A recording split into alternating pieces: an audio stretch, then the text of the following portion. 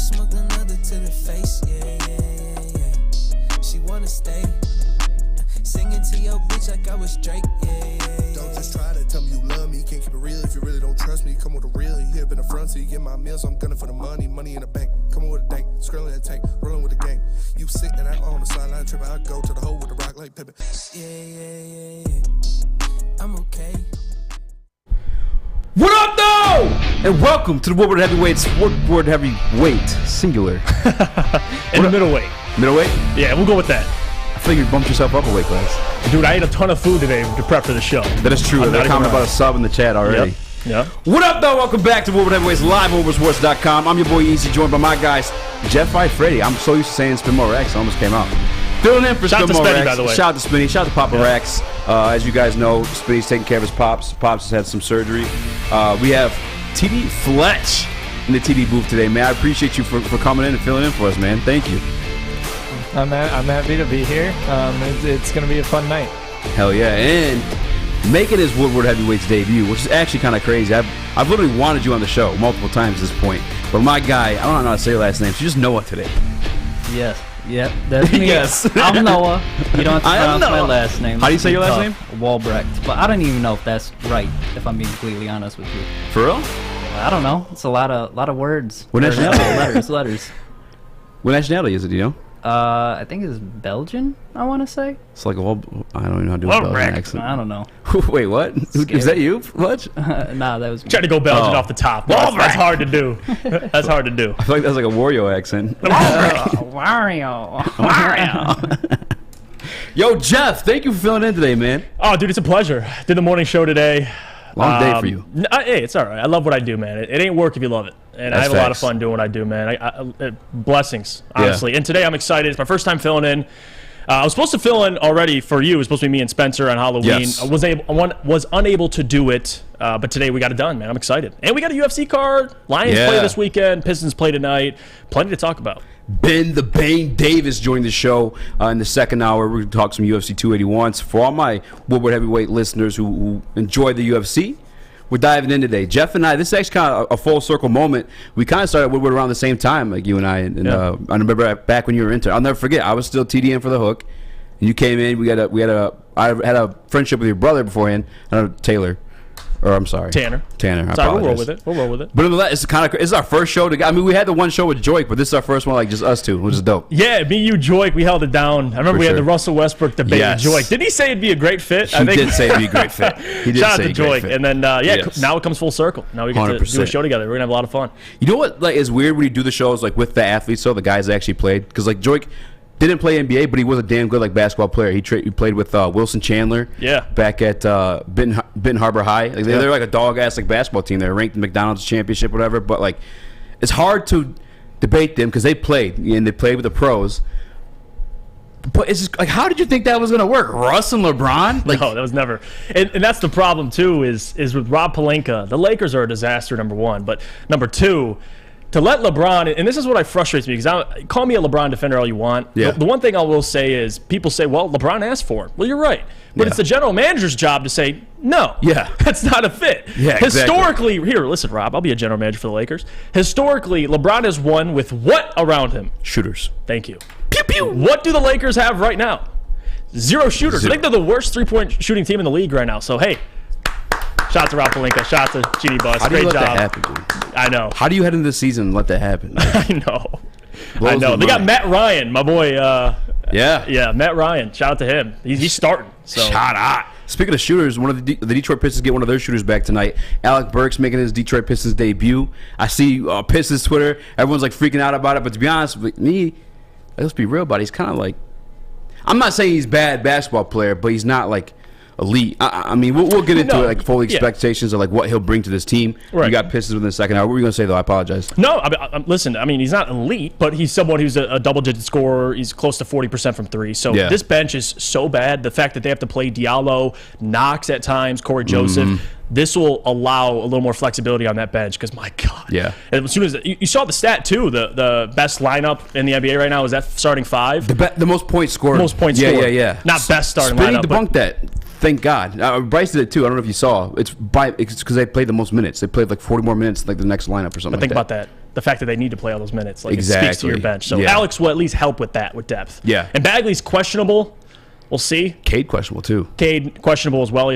I think he'll play. I don't know if that's... If Cade, we'll see. I'll say it right now. I know we're talking Pistons in the second hour, but if Cade Cunningham does not play tonight, Jaden Ivey will have a career high. Putting it out there right now. Well, yeah, no duh. I mean, the guy needs the ball. He has the ball in his hands. Oh, you almost said it. Well, every guard. I mean, that's not a science or anything. That's fair. Like, guards, you need the ball in their hands. Like, that's fair. That's how it works.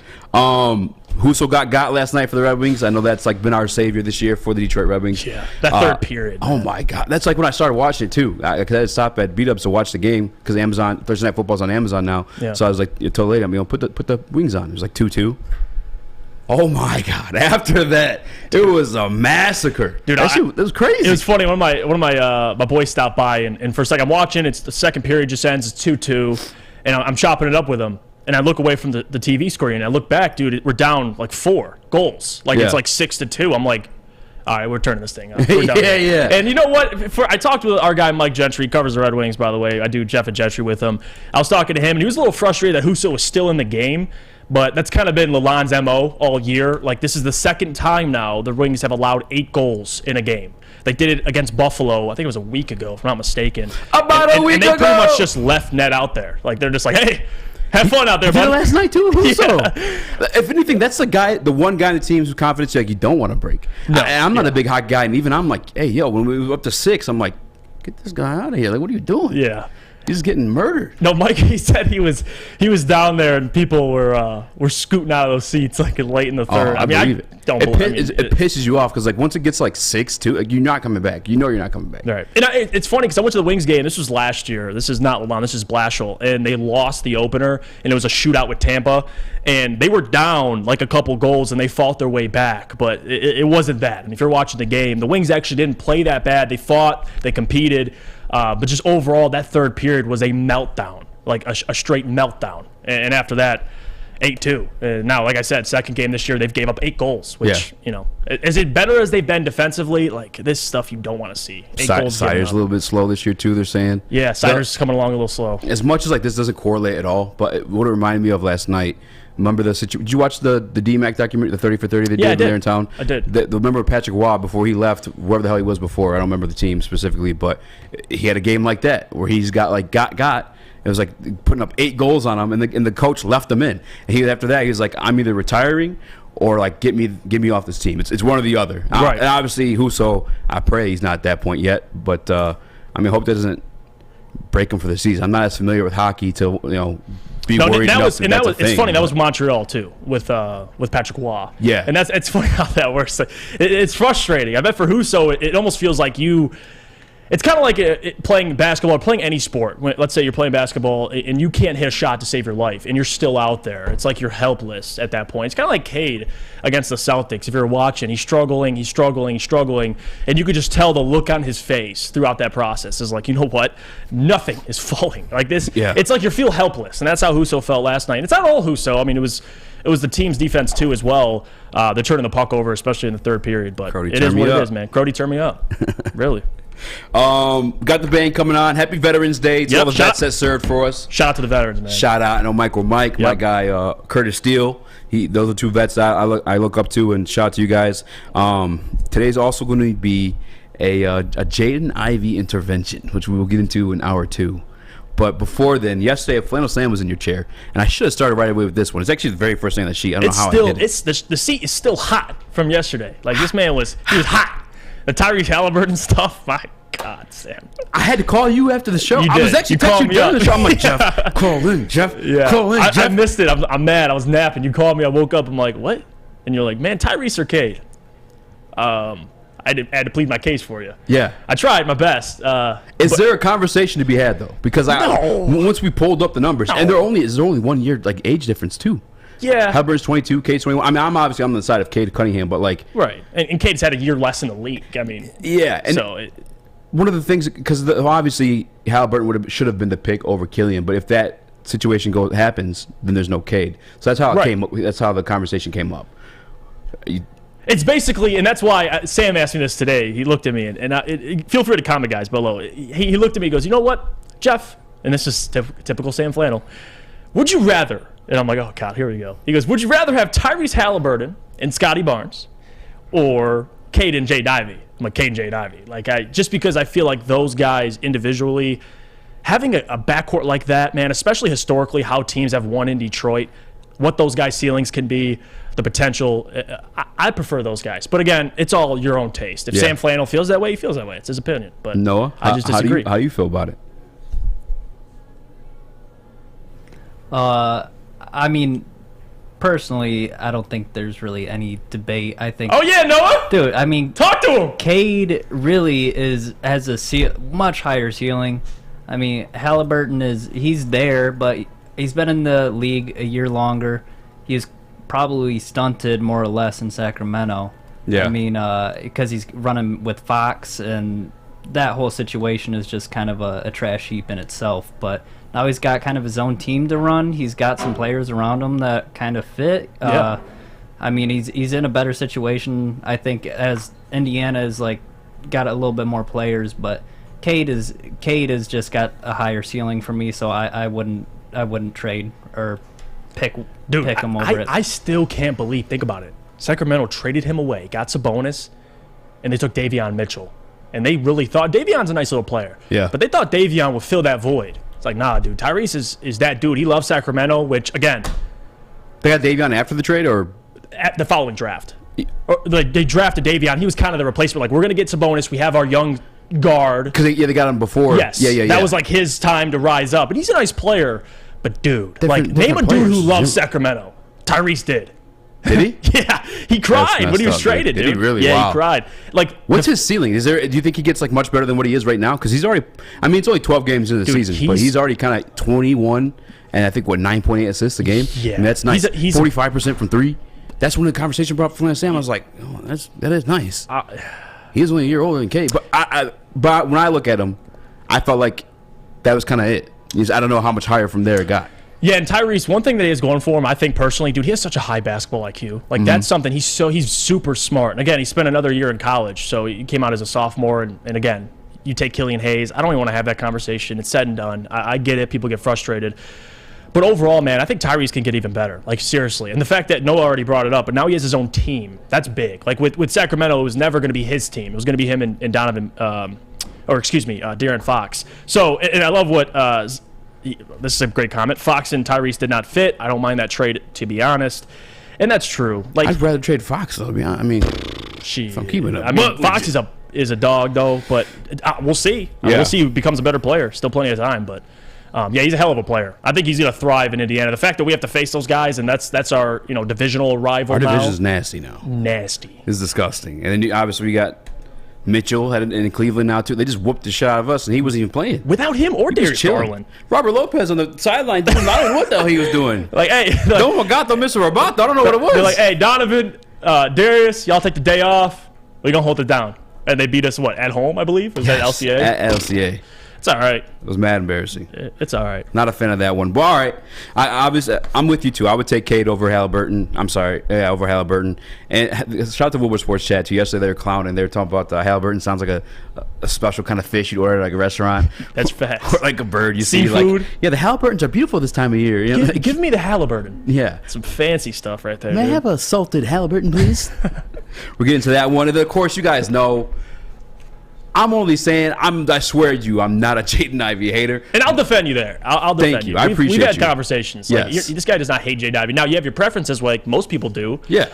And that's what I respect about you, because you don't let anybody change your opinion. And I think that's the best thing about in this business. Like, if you feel a certain way, you hold it down. As long as you back it up, and I'm going to tell you right now, Easy's been backing it up at least. Now, I disagree with him, and I think other people do too.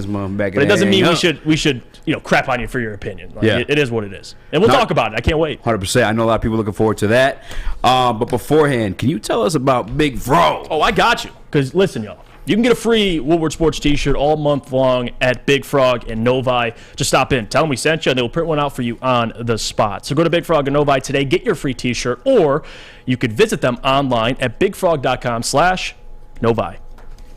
Life is full of hard choices. We're here to make one of life's biggest decisions as simple as possible. My name is Christina Gennari, and for over 20 years, I've helped hundreds of families buy and sell homes. We cover all of Metro Detroit and more. From large luxury homes to starter homes, we will work hard to make sure that you get the home of your dreams. So if you're in the market today or even thinking about buying or selling in the future, make the obvious choice. Christina Gennari, the obvious choice in real estate. Visit us at soldchristina.com today. 3 NBA championships. Detroit fans were there. 11 Stanley Cups. Detroit fans were there. 4 World Series wins. Detroit fans were there. And that one Lions playoff win in 1991, yeah, Detroit fans were there. Woodward Sports, where the fans are. Woodward Sports wants to send you and your crew front row for the Thanksgiving Day football game. That's right, you and 3 people that you're thankful for sit in row 1. All you have to do to enter is retweet or share our post on Twitter and IG and tag 3 of your friends or family. If all 3 of those people are following Woodward Sports too, and we pick your name, you guys will be sitting front row. So just never forget, I'm your friend, and I'm here for you. It's always been that way. You remember that time back in 2nd grade? Make sure you tag me, guys. I want to sit front row with you at the Lions Thanksgiving Day game. Shout out. Make sure you guys do so. What up, though? Welcome back to the Woodward Heavyweights live on WoodwardSports.com. I'm your boy Eazy, joined by my guy Jeff Iafrate. We got Fletch in the TD booth, Noah in the 1s and 2s. I'm all over the place because I'm saying different names 2 days in a row now. Dude, you're doing good, though. Appreciate a lot of different dude. people in these different seats. You've been mixing it up. You, dude. It means a lot, dude. All right, yesterday the show escaped us because we had Flannel Sam in your chair spitting out the hot takes, and we had to argue them or see if they're... Same thing with Flannel Sam. Like, he has, like, some crazy takes. But he backs They're them back up. up. When he gave me the Halliburton one, I was like, 21, 9, that's kind of nice. Again, dude, that's why I respect Sam. Like, I'm not gonna get mad at somebody for what you believe. Like, just because I don't agree with it. Now, if you don't have any evidence to back it up, I'm gonna get mad at you. But if you can come to me with a legitimate argument, it could be anything in life, I'll respect it. Yeah, and that's what I feel like Sam does. As much people as he gets hate, maybe they don't disagree with it. You gotta open your ears and listen to what he's trying to say. You could still say you disagree, but I respect Sam, man. He does not back down.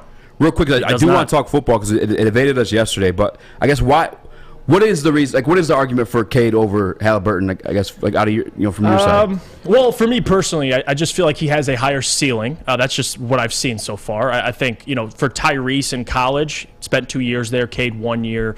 He came into the league a little younger, and it's taken Tyrese a little longer to kind of break out like this. You kind of saw Cade early on show flashes doing what he did last year in the month of March that only Michael Jordan did as a rookie.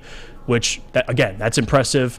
What Cade's done, he has more 30-point games than Tyrese Halliburton, which is a fact. He does.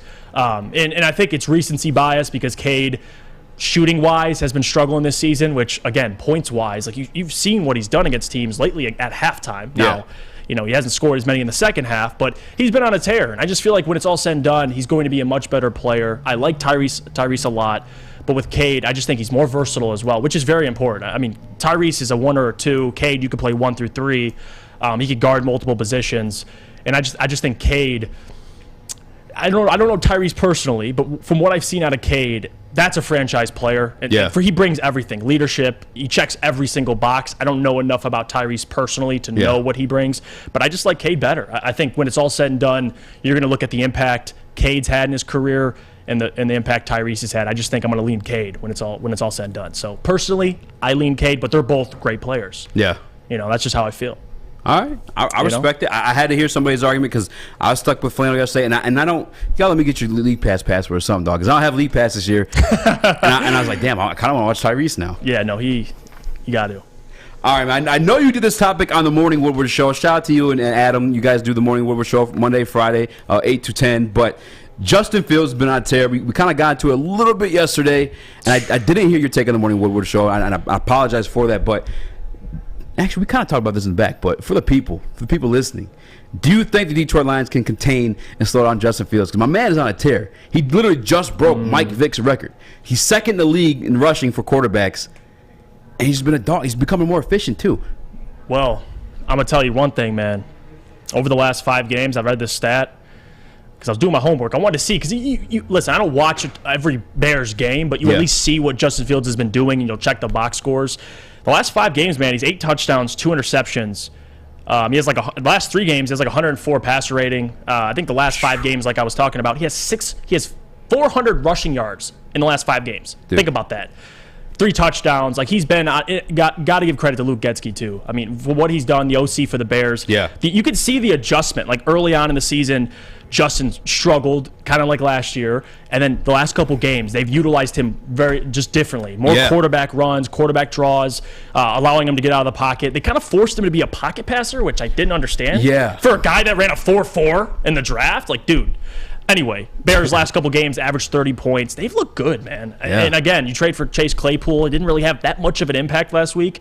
They still put up 30. So he's essentially like a third-string running back for them at this point. So he's tough, man. And when you look at the Lions and what they've done against quarterbacks who can run, it's not great results. I'll tell you that. I mean, Jalen Hurts, they struggled. Yes, it was Aiden's first game, but they could not contain him. And again, in my opinion, Fields is faster than Hurts. I know Hurts has bigger legs. He can squat more, but Fields is faster. He's a little taller. I think he's a little more elusive, in my opinion. That's just because how fast he is. So it's going to be a problem, man, this Sunday. I think the Lions, they've learned a lot. The defense has been getting better, especially for a defense that plays so many rookies. They've been getting better, but it's different from game planning for Justin than actually getting out on that field and facing them. And I was at the game versus the Dolphins, and it's a different quarterback with Tua, but they'd get Tua in these 3rd and long situations. Bro, get scrambling. He would scramble, but also you got those 2 playmakers. Like, they'd convert these 3rd and longs. Think about it with Justin, bro. You watched the Cowboys game last week for the Bears. The Cowboys would put him in 3rd and long. Justin would make a play. Yeah. Like, he had that 60-yard touchdown run, or he'd convert for a first down. That's what the Lions have to watch out for. Like, yeah, you can get them in 3rd down, but what do you do? Like, you can't keep allowing them to convert and keep your defense on the field. So that's the big thing I'm going to be paying attention to. Like, can you get them off the field? Did you see that video of Mike Daniels, the Dolphins coach? He had a run on them, and he's like coming from the sideline. He's like, "Stop it!" He's like, "Stop it!" He's like, "Stop it!" Like, he didn't take the coaching. I love that, man. Yeah. Mike McDaniels is the funniest coach in the NFL right now. Honestly, it's crazy because like we have Campbell, right? We have one of those ourselves, but I still think Mike McDaniels probably takes the cake. Oh, for sure. And it also helps he's winning, too, right? You can laugh more at his stuff because he's actually getting dubbed. He's smoking down. I know Mike McDaniel. He's definitely sold weed in college. 100%. That guy, he's probably selling weed to his players. They're keeping it a bucket. No, dude, for a dude that calm, especially in his press conference, he's like, I'm like talking, I'm like, man, there's no way this dude does not smoke weed. I was nervous about him being a head coach because, like, I'm like, how does that command the room of, like, alpha males? You know what I'm saying? Right. That kind of like blows my mind a little bit. That's why I have much more like respect for, like, his football pedigree, his football mind. What up, though, Fletch? I just wanted to bring up something. I know you guys were talking about Fields and the scrambling and everything. I know you guys wanted to get to Hutchinson a little bit later, but, like, I think the biggest problem, and correct me if I'm wrong, that everybody was talking about with Hutchinson was he would get around the line, but then he would always be behind the quarterback, and the quarterback would get away. Over pursuit. Fields, yes. If AG, and I'm not going to say that I trust that their coaching staff is doing the right things, they play Hutchinson inside against Fields, Hutchinson's running straight at him. And he can scramble. Hutchinson doesn't have to catch up. He doesn't have to get behind him. He just needs to get to him. Yeah. And what the Chicago Bears, I read a stat yesterday. I was just doing some homework on it. We know the Bears' O-line has been terrible. Mm-hmm. They're second in the league right now in sacks given up. I think the Colts are one, which is weird because they invest the most money in their offensive line and they give up the most sacks. But Bears are second. So the opportunity is going to be there. Like, I'm being straight up with you right now. Straight up. Like, I'm being 100. I'm keeping it 100. Yeah. Aiden's got to wreck this game. Like, this is a game for him. Like, for Dan to be able to get his first road win, this is a matchup that favors Aidan. Like, I don't want to sit here and see the box score and Aiden's, one tackle doesn't have much of an impact. And to his credit, you watching the Miami game or Dallas, he had a sack and a half against Dallas. He was getting held a lot, like a ton. If you go back and watch. Dallas, yeah. So sure. this Bears Miami, game now, especially. exactly. So for this game, I want Aidan to be like, I want his name called. I want him to make big plays. Like, this is what I expect for Aidan. Look like the number 2 overall pick in the NFL draft. Like, this is a good opportunity for him. Now, Justin Fields is harder said than done. The guy's elusive, but still, this is second behind Lamar. Right now. That's elite. This is a category in terms of running as a quarterback. Divisional opponent too, man. Like this is a big game for Aidan, no doubt. And like the other thing too is like, because I read something in the Chicago, and against the Minnesota. That's when they actually like sat down Eberflus and he was like, "Look, we don't have a bye week until later in this year." Like, we need to like self-scout ourselves and figure out what the hell is going on wrong with this offense. And they looked at Justin Fields. They saw what he could do because week 1 they beat the 49ers. But say what you like, the 49ers are a good football team. Bro, yeah. They were in the NFC Championship last year. They're looking damn good right this year so far. I mean, Jim Garoppolo kind of like a Jared Goff situation. You either got it or you don't. But that was with Trey Lance, but still. Yeah, like, 100%. Still. And since then, I'm looking at Washington, New England, which they beat. They blew Dallas, out Miami. New England. 10 total touchdowns, only 2 interceptions, 60% completion rate. Like, he's on fire. Say what you guys want. There is some hope, though. Fumbles. Yep. Dude's got 5 fumbles in just those 4 games. Ooh. 5 of them, boys. So there is that. And to the point you said, Aidan needs to be a playmaker. I mean, that's the biggest thing for, like, any defense is, like, you don't always necessarily have to be like stout and elite in terms of like by the numbers, you know what I'm saying, and yardage and all that stuff like that. You have to get opportunistic, like create turnovers. Like there's been plenty of teams that have gone to Super Bowl like with shit defenses, but if you look at the turnover rate, that's where they're like winning. That's where they're getting the W's. You know what I'm saying? So like that is the one hope that I'll have for this team is that I do think we're okay against the run, especially now with Josh Pascal back. But it's just like it's those the passing plays where, I mean, just as Fletch was alluding to, is like if we over pursue, he's gone. And if we're being honest about it, the Lions have been terrible against all quarterbacks running this year. Not even just rushing quarterbacks. Aaron Rodgers had 40 yards last led the last Packers week. in rushing. Yeah, Geno Smith had like what 40 on us too, I believe. Right. I mean, quarterbacks, if I'm not mistaken, are averaging like 30 yards like statues. a game on us. Yeah, like no doubt. And even last week, talk about the defense. Like they've. As much credit as I want to give this defense, they still gave up 400 total yards on the the Packers still like moved up and down the field, but opportunistic to your point. That's why you make a great point. So for this defense, Kirby's going to play.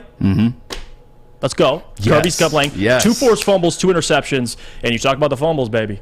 We'll see what Kirby can do downfield because you got Claypool now. I'm curious to see who matches up against Claypool. Is it Okudah? Yeah. To be honest with you, I know he's not a beast, but still he's huge. 6'4", like over 200 pounds. That's fair. Like who's guarding him? It's got to be Kuda. I mean, Kuda's a guy. Although like he's not elite, he's the guy you put on the number 1 guy. I mean, we saw it in the Justin Jefferson game against Minnesota, and he did his part. I think that's all you could ask for at that point. But I'm not really nervous about Chase Claypool. He has all like the physical attributes, but like he's never really pieced it together to be elite. Yeah, he's had a couple games here or there, but if he did get it between the ears, if he got that right, dude would be a monster.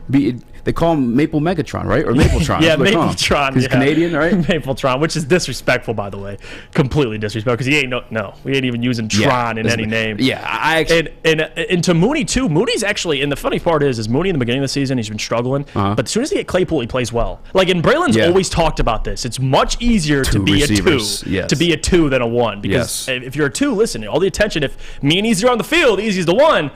I'm just doing my thing. Yeah. You get the number 1 corner. You get the attention. I'm just going to sneak by, get my little 8 catches 100%. for 80 yards. You know what I mean? So Mooney's going to be another one too. So getting to Justin Fields is going to be big because I think he averages, I don't know if this is an exact stat, but the Bears are bottom in the league in pass attempts. Yes. So they don't throw the ball a ton. So I think the game plan this week to beat the Bears is you got to force him to stay in that pocket, go through progressions, and make decisions. Because I'm telling you, Justin Fields will make mistakes.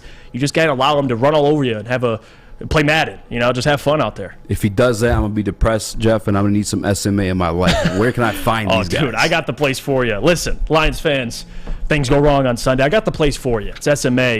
Sports Marketing Agency helps spread awareness about mental health and substance abuse. Their new podcast, This is the S Word, will help spread awareness of fentanyl and other addictions. Go to thesportsma.com if you are struggling or know someone who is.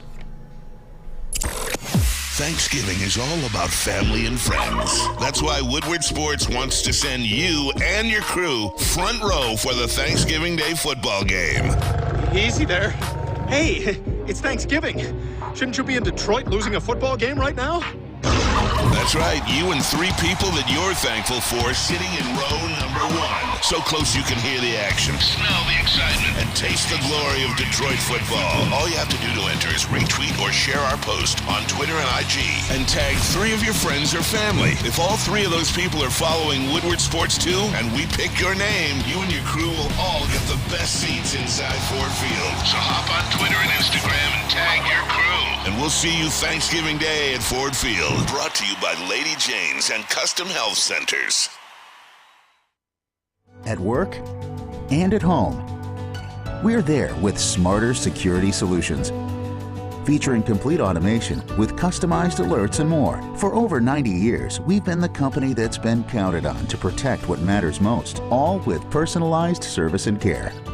Right now, for a limited time, receive a free video device plus free installation with a new home system. Guardian Alarm. We protect Michigan. When you need apparel, there's only one place to go. Big Frog in Novi.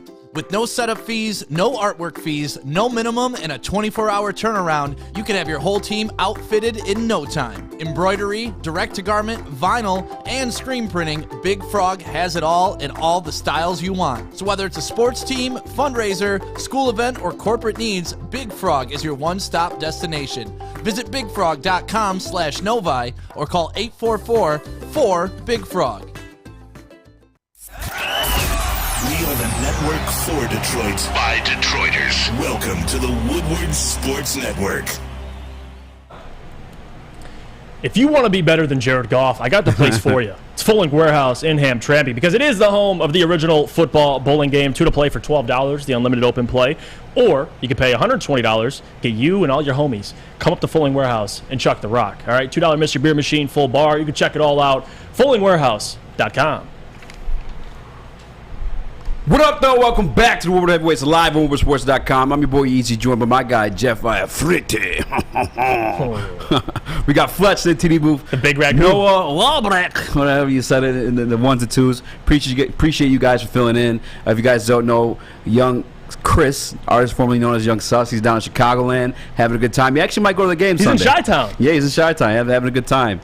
Damn. My guy Noah filling for JB. I don't know what happened with JB. He says he was sick not this feeling morning. Good, yeah. He's not feeling too hot. It sucks because I was shaking hands with him yesterday. Like, oh, good show. All right. No, I'm just kidding. I hope I don't get sick. Hey, we got guys stepping up. That's the thing about Woodward Sports, man. We're like the Detroit Lions, man. Next man up, man. Next man up mentality here at Woodward Sports, all right? Speaking of Detroit Lions and next man up mentality, Derek Barnes filled in for Malcolm Rodriguez in last week's game against the Green Bay Packers, and dude was balling. I think he had like 12 combined tackles. He had that sack on Aaron Rodgers. I don't know if you want to count this PBU, but Aaron Rodgers did throw the football at his head, causing an interception to Kirby Joseph. That is true. But Derek Barnes looked damn good. Yeah, he did. Damn good. That was no doubt his best game of his career with the Lions. To be honest, I was having the conversation with Dosa Dion actually, and maybe it was Flannel Sam. Either way, I think it was the best game any linebacker has had under the Brad Holmes regime. I'm talking about like last year to this year. I think it's the best game any linebacker for the Detroit Lions has had in the past 2 years. That's true, actually. To be honest with you. Yeah, and I remember, too, like Coach Calvin Shepard saying, like, the thing with Derek Barnes is, like, it's kind of like Chase Claypool. You got all, like, the physical attributes, but it's kind of like between the ears. Mm-hmm. I remember Shepard and Noah, you were actually there for a lot of those press conferences during training camp. I remember, like, him saying that specifically. It's like, literally to the point sometimes you tell him go right, you go left. It was that big of a mistake at times. But, like, knowing he's that crisp of an athlete, knowing he had a big game against a Hall of Fame quarterback, granted the Packers are struggling this year, right? And knowing that Justin Fields is a problem running, is it too much? Am I asking for too much that maybe Derek Barnes starts over Alex Anzalone this week? I don't think it's crazy. If Malcolm's out, I think the one thing, or one of multiple things that Alex Anzalone brings is just that veteran leadership. He is the play caller also as well. Gets everybody on the same page. With Derek Barnes, you do want your young players playing more. Now, I don't know the future with Alex Anzalone with the Detroit Lions, but he's at least earned the spot to play, but I do want to see more of Derek Barnes. And one thing that I love about Derek, or at least I love about Aaron Glenn that they've done with Derek, is instead of forcing him to play in coverage, you're letting the guy just run wild. And that's something he did really well against Aaron Rodgers, just getting after the quarterback. That's what he does well, man. He did that at Purdue, getting after the quarterback, being really good against the run. Now, he struggled his first year, and a lot of us are sitting here watching Derek Barnes like, that might be a miss. He's a solid contributor, but he's not what we all thought he is. And then he comes out and has a game like that. I mean, we got to give credit somewhere, man. And I think AG deserves some of that credit. He really does. I mean, to be able to put your players in the right positions. Derek was put in a lot of good positions, and he made some plays. That goal line stop, too. Yes, I forgot that one, too. Man. I mean, that was beautiful. Yeah. That was 7. Like, he did his job. 100% stopped the touchdown. Like, that was beautiful. Mm-hmm. And I don't know. I'm not really going to credit him for the PBU off his head. But but maybe he was the right place, right time. I mean, I don't know. But Noah, a lot of people don't know because you work in the back, and I appreciate you. You cut a lot of clips for us, not just us, but a TBL too, if I'm not mistaken. But you were also at training camp this past summer. I was. What was your, I guess, expectations of, not expectations of Derek Barnes, like what were your takeaways and what did you see in him last week? Is he Hemi Neutron? Is he Hemi Neutron? During training camp, I mean, he wasn't really talked about crazy. I don't think he was a big point of emphasis, just because I think this whole defense was kind of a question mark, especially at the linebacker position. Yeah. Because, I mean, the only guy that you kind of knew what you were getting from was Anzalone. Like Barnes, hot and cold. Last year he had a nice couple of games, and then he completely fell off. And during camp he looked okay. I mean, as good as you should look to make an NFL team, but he wasn't out there causing havoc by any means.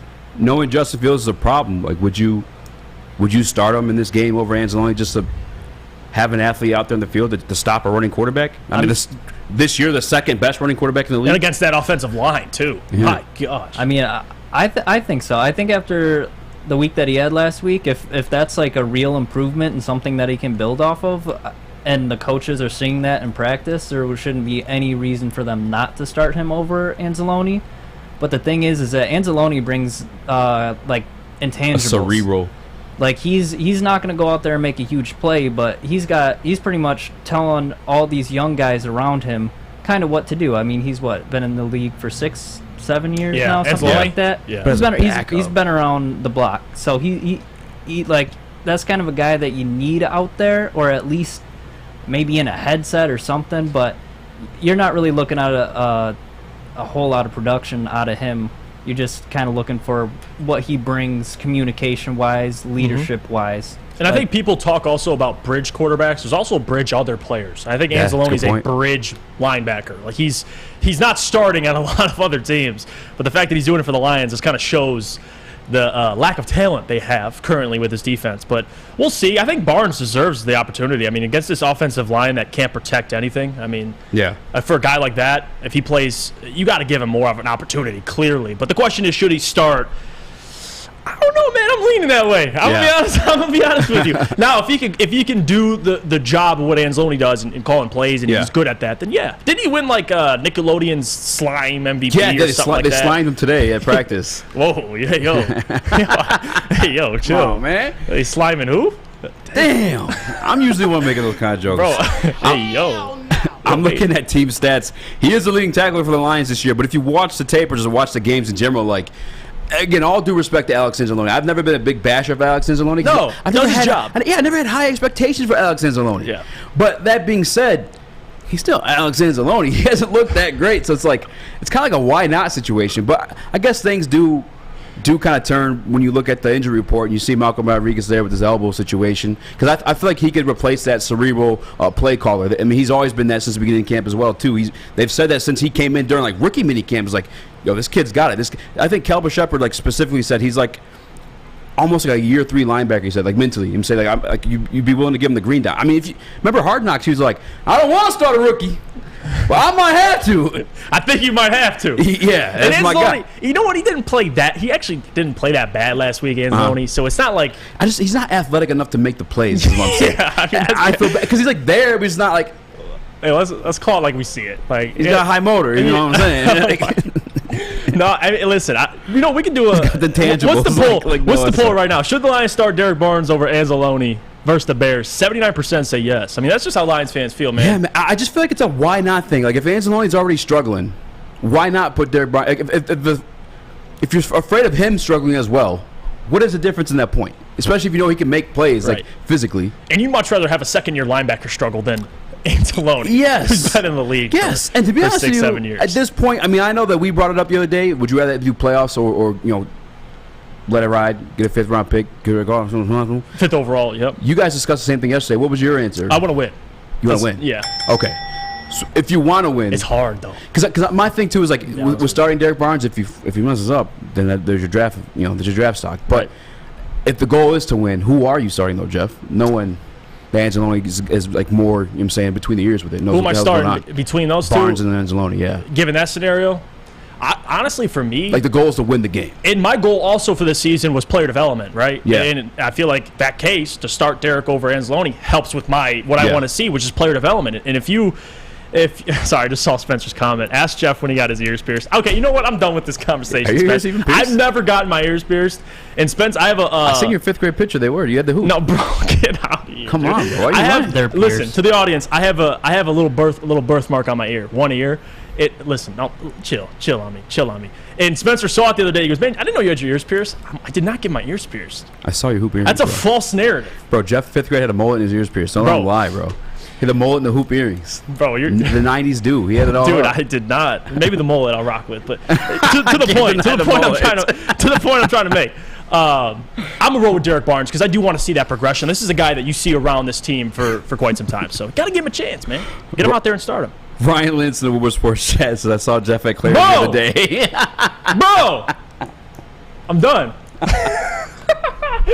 Dude, I'm done, dude. Man. I'm done. No, that's another pause on that. We're not doing that. We're not doing that right now. Ain't nothing wrong with getting your ears pierced like Claire's, bro. It's for the low. It's got to be cheaper than going somewhere else, Listen, no? I'm not going to hate on any dudes. Listen, if you want to get your ears pierced, it's 2022.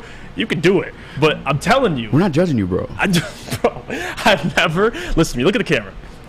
I'll be a Stephen A. Smith. Put the camera on me. I did not get my ears pierced. I swear. You know what I did have when I was younger, though, in high school? It was like in middle school. My ear got pierced. I'm going to be honest. I'm going to keep it 100 with you guys.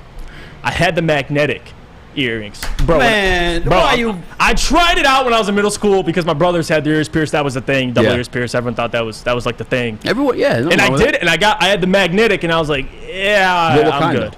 Dude, I don't know. Yeah, like probably like $20. I have no issue with anybody. I mean, I don't think it's a don't be embarrassed if you have your ears pierced, bro. Dude, I would tell you if I pierced my ears. I did not pierce my ears, dude. No, okay. You know what? We're done here. I'll never forget though Chauncey when they won the championship. Chauncey always had the big diamond boys, big diamond studs, smiling like a mofo in all his press conferences, and like he did. Yeah, that made it cool, man. That made it cool. I'm salty. Said I'm gonna get my tip pierced. Okay, hold up.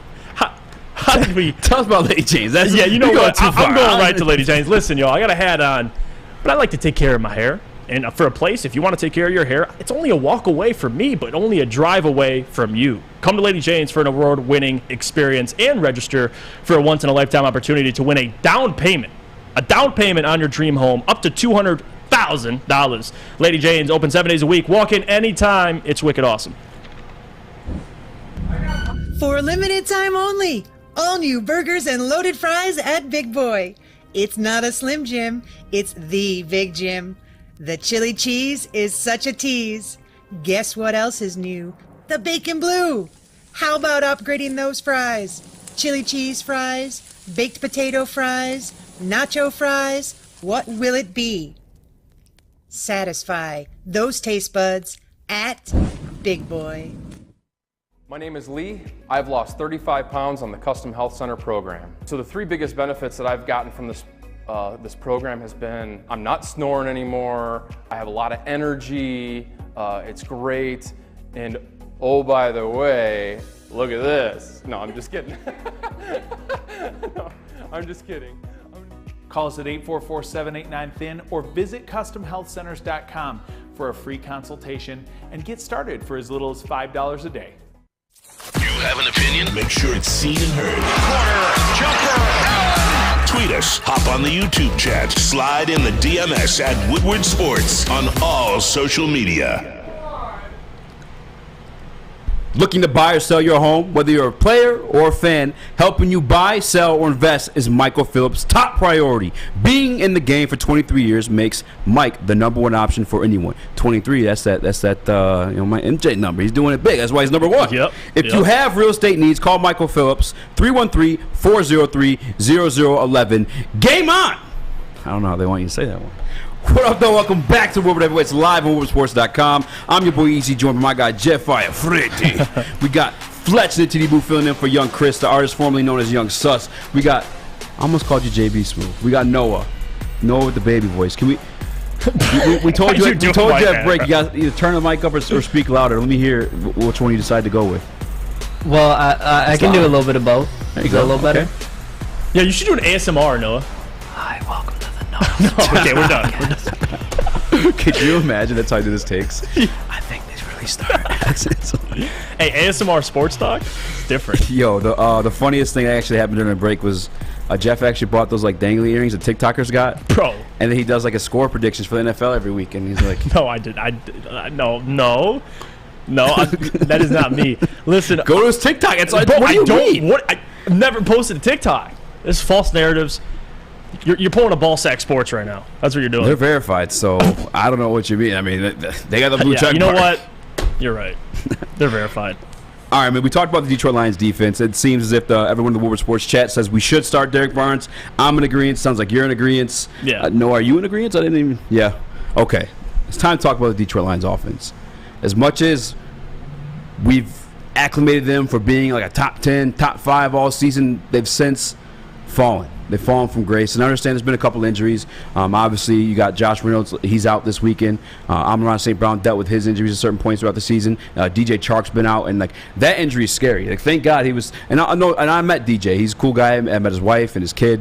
But thank God it was just a one-year deal because his injuries, I think it's a structural part of his injured ankle. So I don't know if he's going to be – I'll pray for him. Hope he's all good. But, nonetheless, 15 points last game.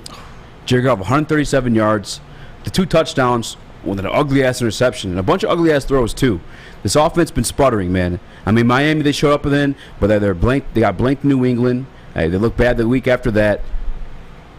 There's some hope, though. The Bears don't have the greatest defense, but what are you expecting out of the Detroit Lions offense this weekend? Well, I mean, for them facing a defense that traded away their 2 best I don't know if I call Robert Quinn one of their best. He's certainly a great player or good player at this point. Last year, though. Yeah, no, you're right. I would say one of their better players. Him and Roquan, trading them away, I expect this offense to return to that form, even against the Dolphins at home. I know this offense looks different on the road. That's kind of been the storyline all year so far. And we all kind of talked about it. Me and Adam talked about it. This offense was never going to keep that same pace up. I didn't think this offense at the beginning of the year was a top 3 offense in the NFL. Not top 3, no. But they certainly were going to be respectable. But how they've looked the last couple games, and again, you score 27 against the Miami Dolphins. The problem I had, though, is the second half, 0. Yes. And again, even besides the point, I mean, last week you score 15. Yes, it's a win. Got to give them credit there. But it doesn't take away from what they've done previously, like 6 against Dallas, all the turnovers, the complete meltdown in the fourth quarter. Jared Goff is a part of that. And then you get shut out by the Patriots. They had the game against the Seahawks, no Swift. I believe, did they have Amon-Ra that game against the Seahawks? I think they were out those 2 players, if I'm not mistaken. I think he was gone that game. So they still put up 45, but that was against that Seattle Seahawks defense, which is a little iffy at times. But again, nonetheless, I expect this offense to bounce back this week. I know it's on the road, but still, you just gotta. I mean, this Bears, they do have a pretty good secondary, a young secondary. Eddie Jackson, he's a little older, but still, he's had a great year. He's 4 interceptions on the season. You got Jalen Johnson, Kyler Gordon, Jaquan Brisker, someone that I liked a lot. We covered him before the draft. So they got some dogs in that secondary, but they don't really have a pass rush. And again, for this offensive line for the Lions, I don't think they're going to be able to get after Jared too much. Now, Jared, we could talk about his pocket presence all we want. Yeah. But he's going to have a clean pocket. I expect Jared to have a bounce-back game. The last couple games, I think he's like the last 3 games, I'm not mistaken, 3 touchdowns, 4 interceptions, or last 4 games, whatever it is. He's been struggling bad. And it's funny because Jared, playing so well at the beginning of the year, had Swift. And now without Swift, or at least a limited Swift, he just hasn't looked the same besides that game against Seattle. So I'm looking at Jared this game, to be honest, quite frankly with you. But I think this offense will bounce back this week and score. But it's more about the second half. Like, you can put up 24 in the first half, but what are you going to do in a second? Like, that's on Ben Johnson. So we'll see how we can make adjustments. But I think they'll have a bounce-back performance. I really do. I hope so. I mean, like you said, the Bears don't really have a pass rush at all. I think they're ranked 29th in terms of sacks in the league this year. Oh, my gosh. The pass defense overall is 30th. But in the same point, Detroit Lions only scored less than 16 points in the last 3 to 4 games. Ugh. 3 of the last 4 games, I should say. Like, not great. It's not good. And I'm thinking, too, like, yeah, we should have a bounce-back game, especially against that offense, right?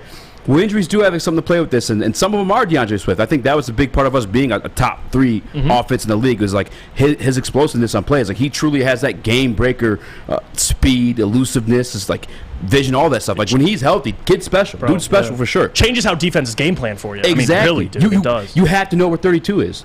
That's why I'm not even going to go there. I was going to go at Goff. Well, I guess I can. We're talking about the offense. I mean, dude, yeah, feel free. It's kind of like Jair Alexander. You kind of want to know where he's at in the field, right? You don't want to throw the ball right to him in interception. Just saying. Dude, Alexander baited him into that. Did you see the film on that, too? He was backstepping. You could see, like, he knew St. Brown's going to come right here. I'm just going to back up. I'm going to come get it. And I'm watching. I'm like, damn it, Jared. Yeah. Damn it. Just know where that man's at. I know. Just know where he's Jared, at. he is what he is, dude. He's a bridge quarterback. He clearly isn't the future, but he's got to play better. I mean, there's no excuse. I want to jump on board with you in terms of like this being a bounce back game for the offense. But I look at the wide receivers in this one. Khalif Raymond, which, okay, sparingly in gadget plays. Tom Kennedy. Oh, gosh. And the return of Trinity Benson. Oh, God. Which, by the way, his people got beef with me. They said they're going to slap me, which I thought was scot-free because he got cut from the team. But they might be back in town now, so I don't know. I can't believe Brad traded a 5th-round pick for him. Yeah. That's the only, if you want to put a little flack on Brad's career, that's it right there. Yeah.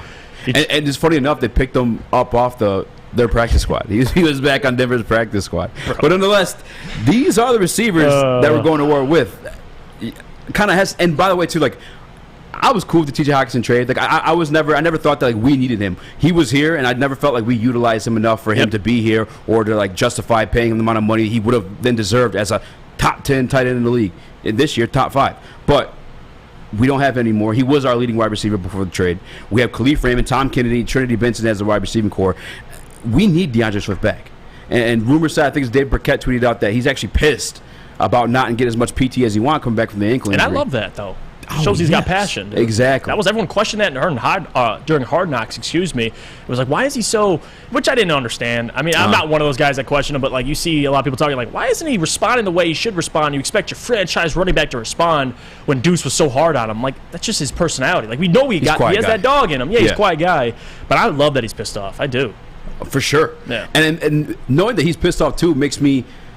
And I can't verify this. I'm not a doctor. I'm not there with him every day. But it also makes me feel like he's healthier than maybe we're led on to believe. I'm not saying they're holding him back because like any type of conspiracy thing. They're probably just being careful because I mean the reality is the guy does get hurt a lot. I mean a shoulder injury, same thing that took him out the season last year for a minute too. So, but just hearing that he's pissed off about it gives me hope that he's healthy enough to take on a load. At least he feels that way. You know what I'm saying? I don't know. What up, Noah? I just want to make a comment in Deuce's press conference today. Somebody asked him about that comment that Swift made, that he was pissed off that he wasn't getting the playing time that he wanted, and Deuce was not having it. He was pissed. Oh yeah. He was like, oh okay. He said that himself? Okay, well, how about you tell him next time you see him? You tell him that. He was not having it with that question. Should I send that video to Fletch? Should I find it? Is it in Slack somewhere? No, it is not. That'd be a good clip. But Deuce got that. Speaking of got that dog in him, like Deuce will call it like he sees it. That's why I love Deuce for too. Sure, man. He literally called them out for like being hurt. Like, what? That's like you can help, I guess. Like you can do like preventative stuff. Like you can't really help getting hurt. Why you hurt, man? Yeah. Come on. Like, I need you to just tough through it sometimes. Which I mean, if the offense is gonna bounce back this game, the Swift's gonna need to be a part of that. I mean, we saw it I think it was last week where he took the ball off the goal line off the little slant there and stopped right at the 1 yard line. Like we're gonna need Swift. Look at the wide receiving core we're going into, and knowing how I feel about Goff, and knowing that say what you want about him, he is limited at times. Swift needs to play in this game. We want this offense to bounce back. Yeah, especially with Goff, man. Like, we know for Goff, everything kind of has to go smooth for him. Yeah. And you need a run game. And I love Jamal. Listen, I love the person he is, the energy he brings. But let's be honest. Like, he ain't your lead back. No, he's like a short yardage guy. Yeah. You need a home run threat to really open up things for Jared. It doesn't help that it doesn't have Josh Reynolds either. Like, listen, love Tom Kennedy. But, man, like, to have a wide receiver core of Kennedy, Khalif Raymond, and Amon-Ra St. Brown, that doesn't really put fear in opposing defense. It's like maybe Amon-Ra does, but it really doesn't. But I'm excited to see James Mitchell too. I think that's going to be another part of this offense. That last week, I feel like James, the Miami game, you saw him a little involved. I think he caught one ball for 14 yards. Last week, he caught the touchdown. He caught like a 3rd and 5. Which, to be honest with you, it's kind of impressive for like a rookie. Dude, it is. To be honest, because like it is. You look at rookie tight end numbers; they're usually like not. I'm not saying he's doing anything like world beater, but like they always say, it takes like 2 years typically for tight ends. Like for a late round pick too. What is he like fourth, fifth, something like that? No, he's fifth. I think he's fifth. Yeah, late in the draft. Yeah. So looking for James Mitchell to get involved this week. I know Zylstra had a touchdown too, but it's crazy. Okay, listen, I got to tell you because I'm with you about the TJ thing. Like I'm not mad about the trade, but two things can be true. I'm not paying TJ top 5 money. but I don't think they utilized him necessarily how TJ was supposed to be utilized. And you saw, as soon as he left, 2 tight ends caught touchdowns. It's like, listen, whatever. I don't mind the trade. I'm glad you got the compensation. I was never going to pay him, but where was that? Okay. To be fair, maybe TJ drew like more attention and like that's maybe it was like that one on Zilstra was wide open. They were like, well, fuck that white guy. That's true. Yeah, he's probably not going to. That's true. Damn touchdown. That's true. But I'm looking for James Mitchell this week. I think it's a good opportunity. They don't have Roquan. They don't have these all pro linebackers. So hopefully James Mitchell can get money on it a little more. To get a touchdown this week? Yeah.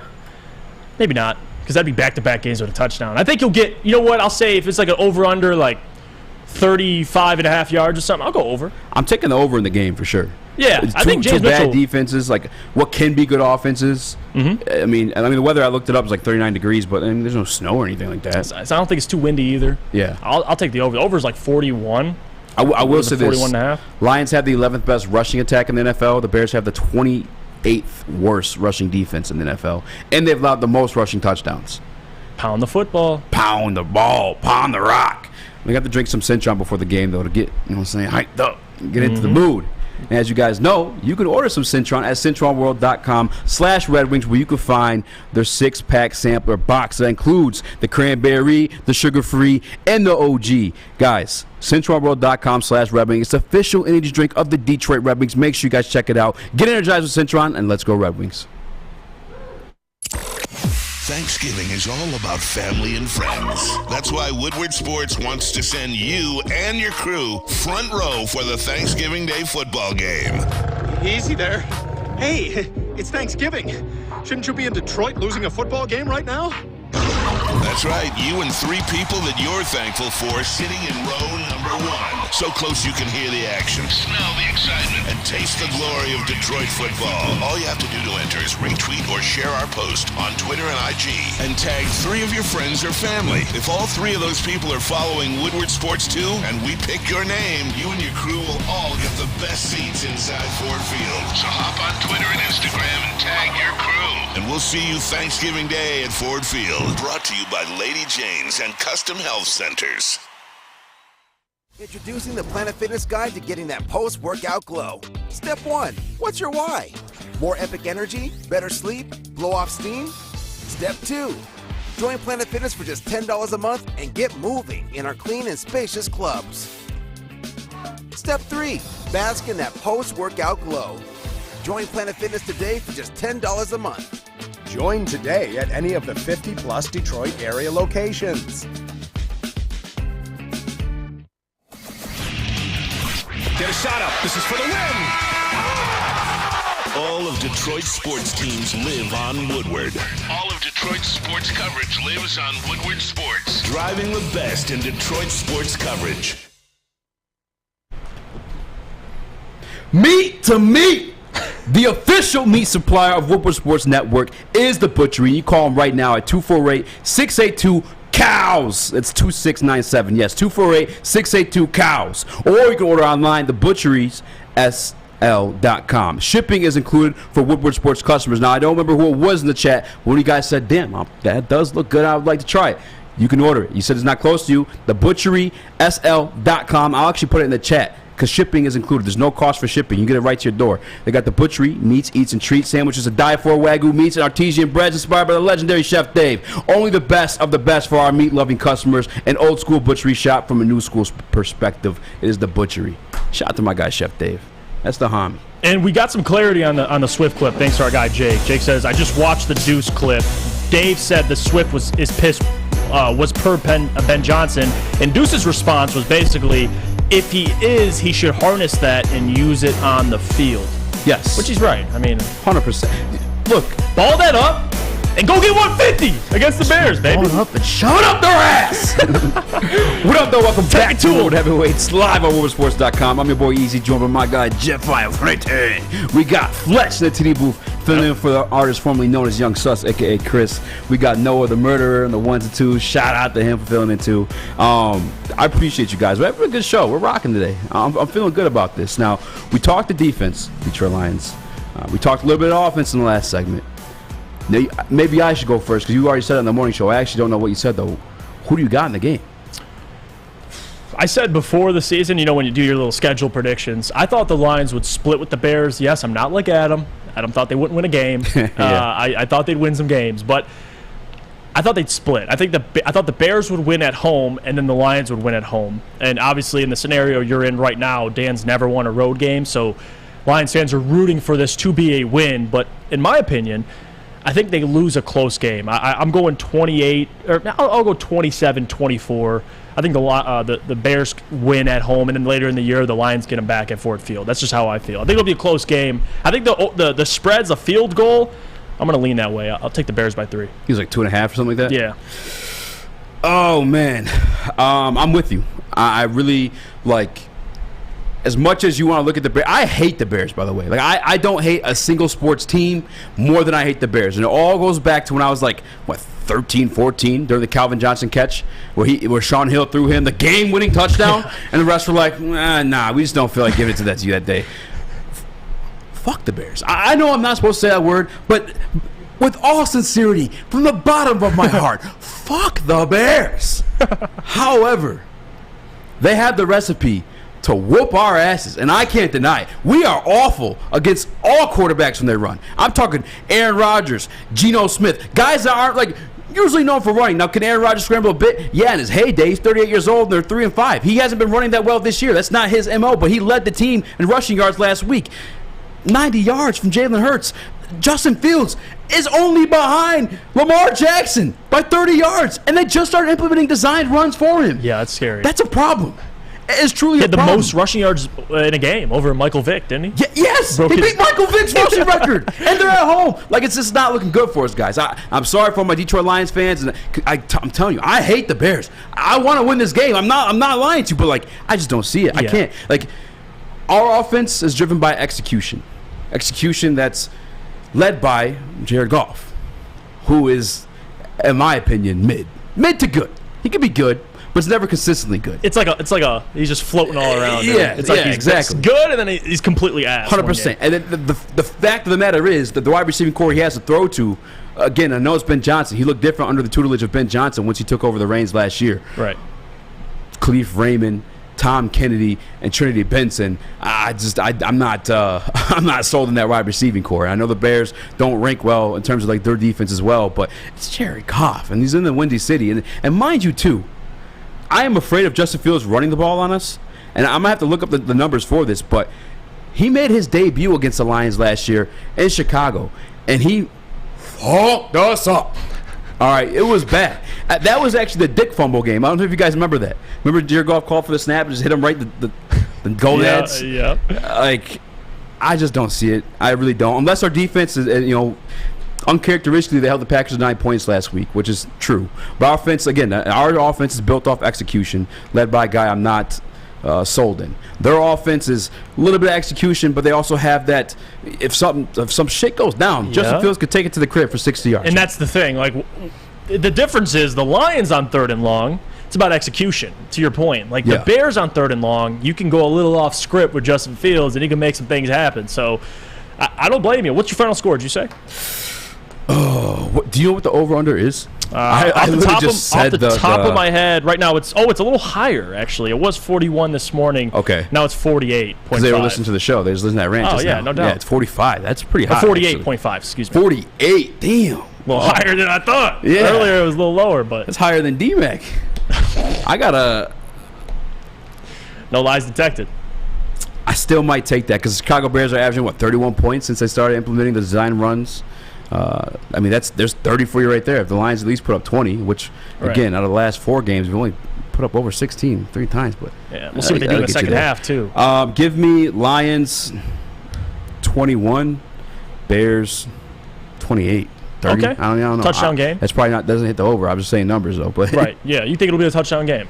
Yeah. I think we keep it close. I mean, it could very well may be more high scoring than that. But again, if you look at the trend of our offense, unless obviously Swift is healthier now, so maybe they utilize him. But we'll have to see, man. We'll have to see. If DeAndre Swift is fully healthy, then I'll probably lean it more towards us. But again, they have the improvisation with Justin Fields, who's looked phenomenal when doing so. So.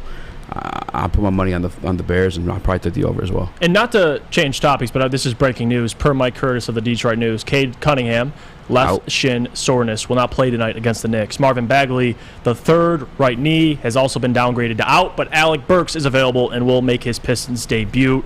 Diallo will also play, who was on the report. So, John, Polo J, single cameo for this one if you can. Cut this clip up.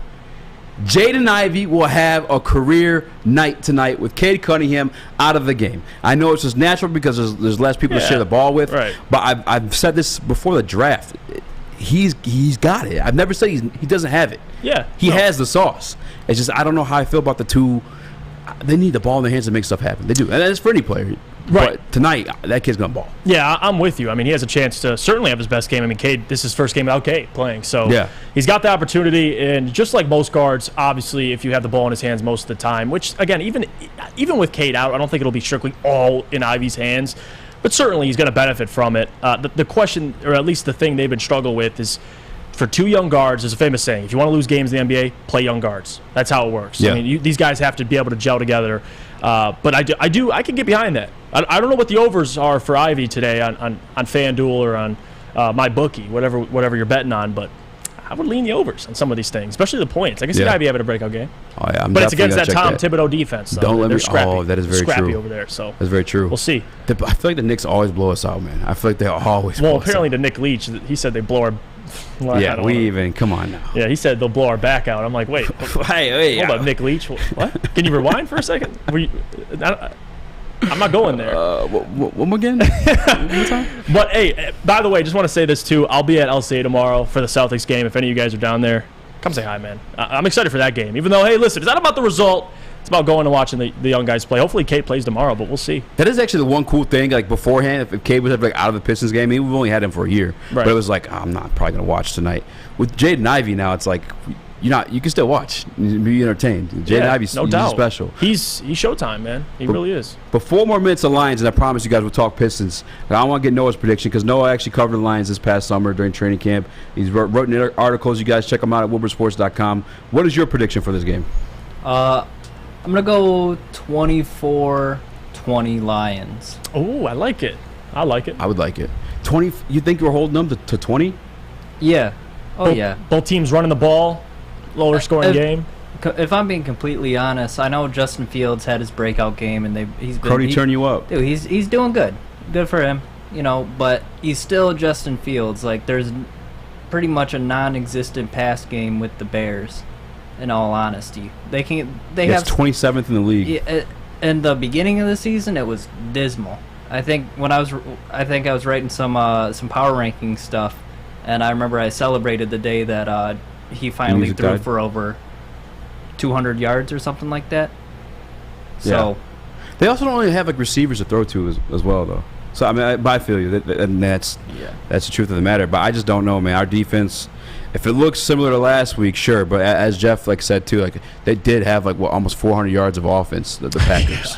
They're moving the ball, man. And it's a Packers offense that was struggling this year too. You know what I'm saying? So and that was at home too. Yeah. This is on the road. You got to be opportunistic, man. I'm gonna look it up too because I know Fields fumbled a lot in those past 4 games, but on the season, let me find it here.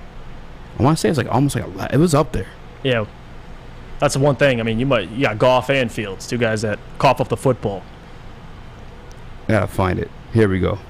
It was 11 fumbles.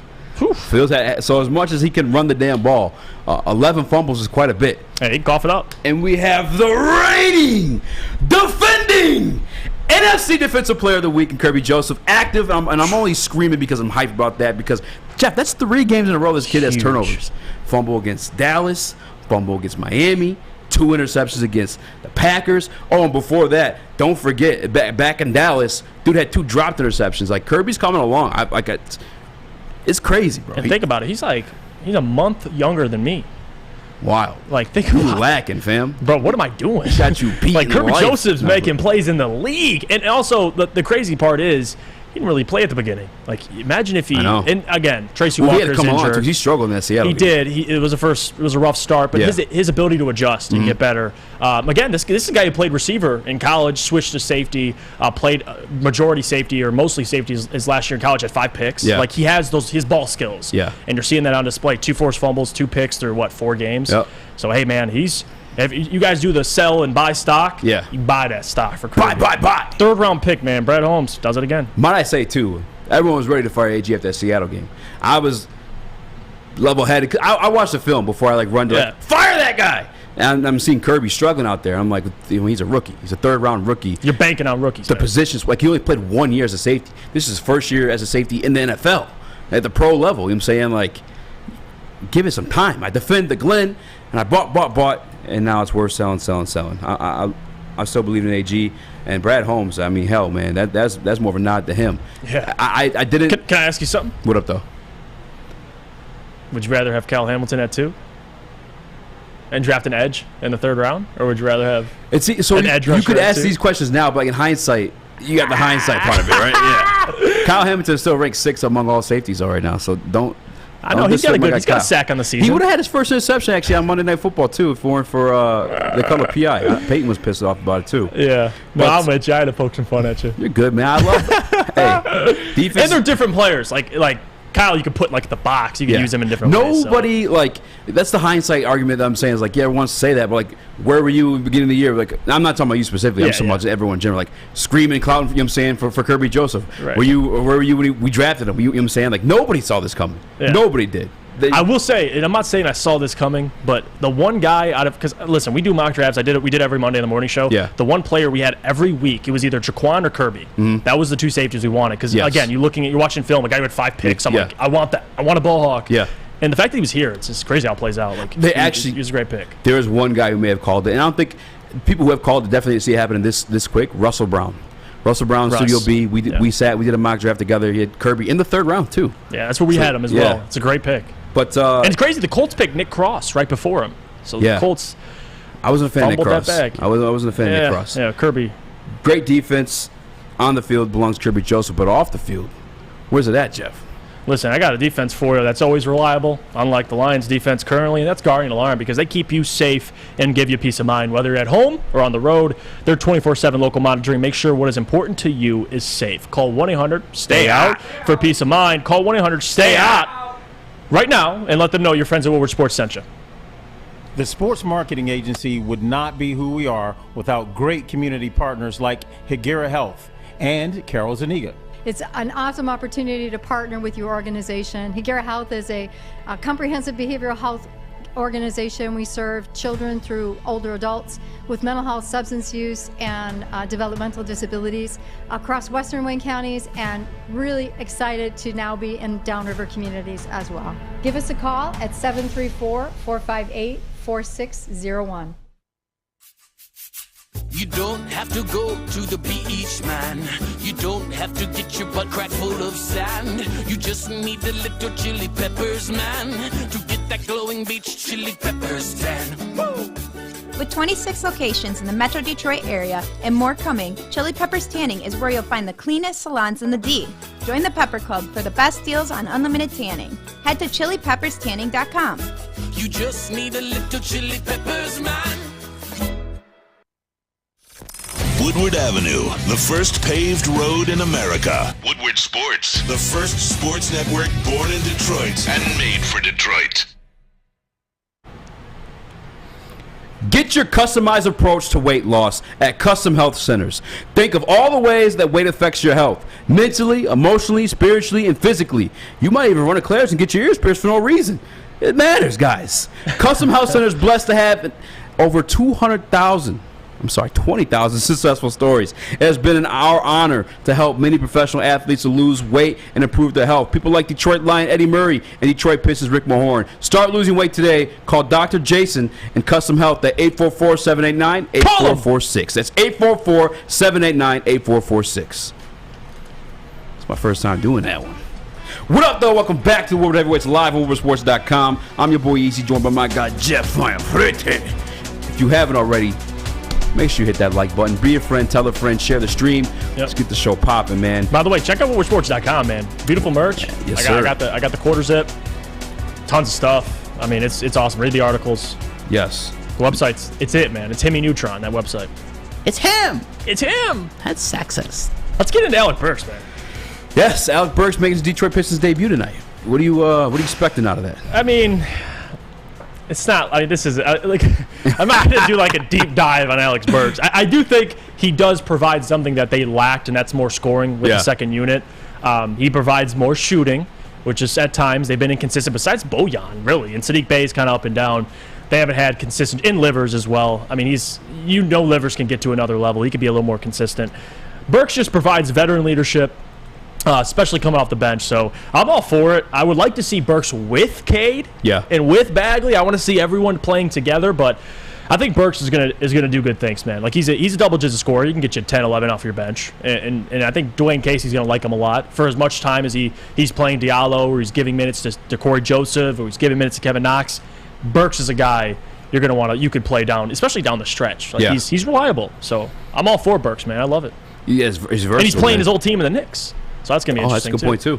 I'm wondering how, rusty he is. Yeah, he's going to be rusty. Not that, matters too much, He probably, I'm not a scientist, but I'm sure he'll struggle today. Yeah. Like, it's his first game back. I think he had an injury in the summer, or coming off an injury, had surgery. Something happened. He's coming back. So his foot. It's a foot injury. That's what it was, yeah. Career 38% three-point shooter. Career averaging 10 points a game. Mm-hmm. The one thing I guess I'd bring up to Alex Burks, it's the same point, and obviously Bojan's is on fire. I mean, we've changed the term to shooting another human to bring out the Bogdanovich. Yeah, bring out that bogey. Yeah. Dude's got it on him. He's strapped. He does. It's crazy too. His number's 4-4. You know what I'm saying? But we do have other shooters in this team, and Alex Burks is one. He's making his debut tonight, and I'm going to spin this a different way. I think this will benefit, I guess, the team. I still expect this to be a lottery team when all is said and done. I mean, that may change based off how many other teams are sick for Vic and tanking like a mofo. But to Alex Burks, I think he's going to help out Killian Hayes. And I'm not saying that you're right. in a way where, Killian's a star. I've jumped off that train. I don't think that Killian's ever going to be a star. I think Killian's going to be Killian. I think he's going to be a defensive unit off the bench that could also provide you some playmaking ability. I think we saw that throughout his entire career as a Piston. I mean, his rookie year, and again, you get a little more hype when you're a rookie, especially your top 10 pick, because you're national television, people hear your name. But the highlight passes he was making, I might even call him the best passer on the team, maybe second best. He's up there. I don't know if he's the best, but you're right. He's up there. Top 3. Yeah, definitely. Yeah.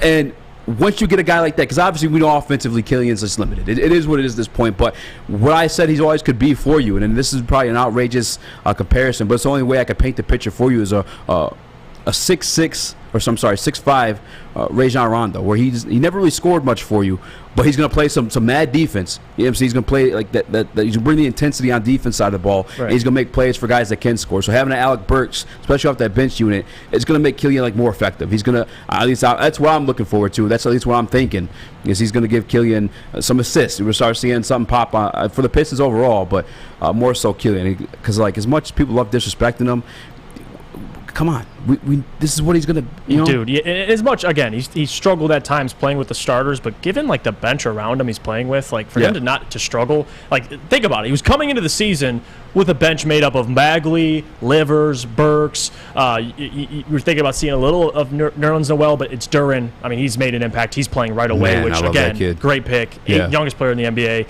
But you got to get this bench unit completely together, and I think that's going to benefit Killian, to your point. Just playing with better players simply. Having Bagley, a lot of threat off the bench. To your point, Burks, who can handle the ball but also play off ball.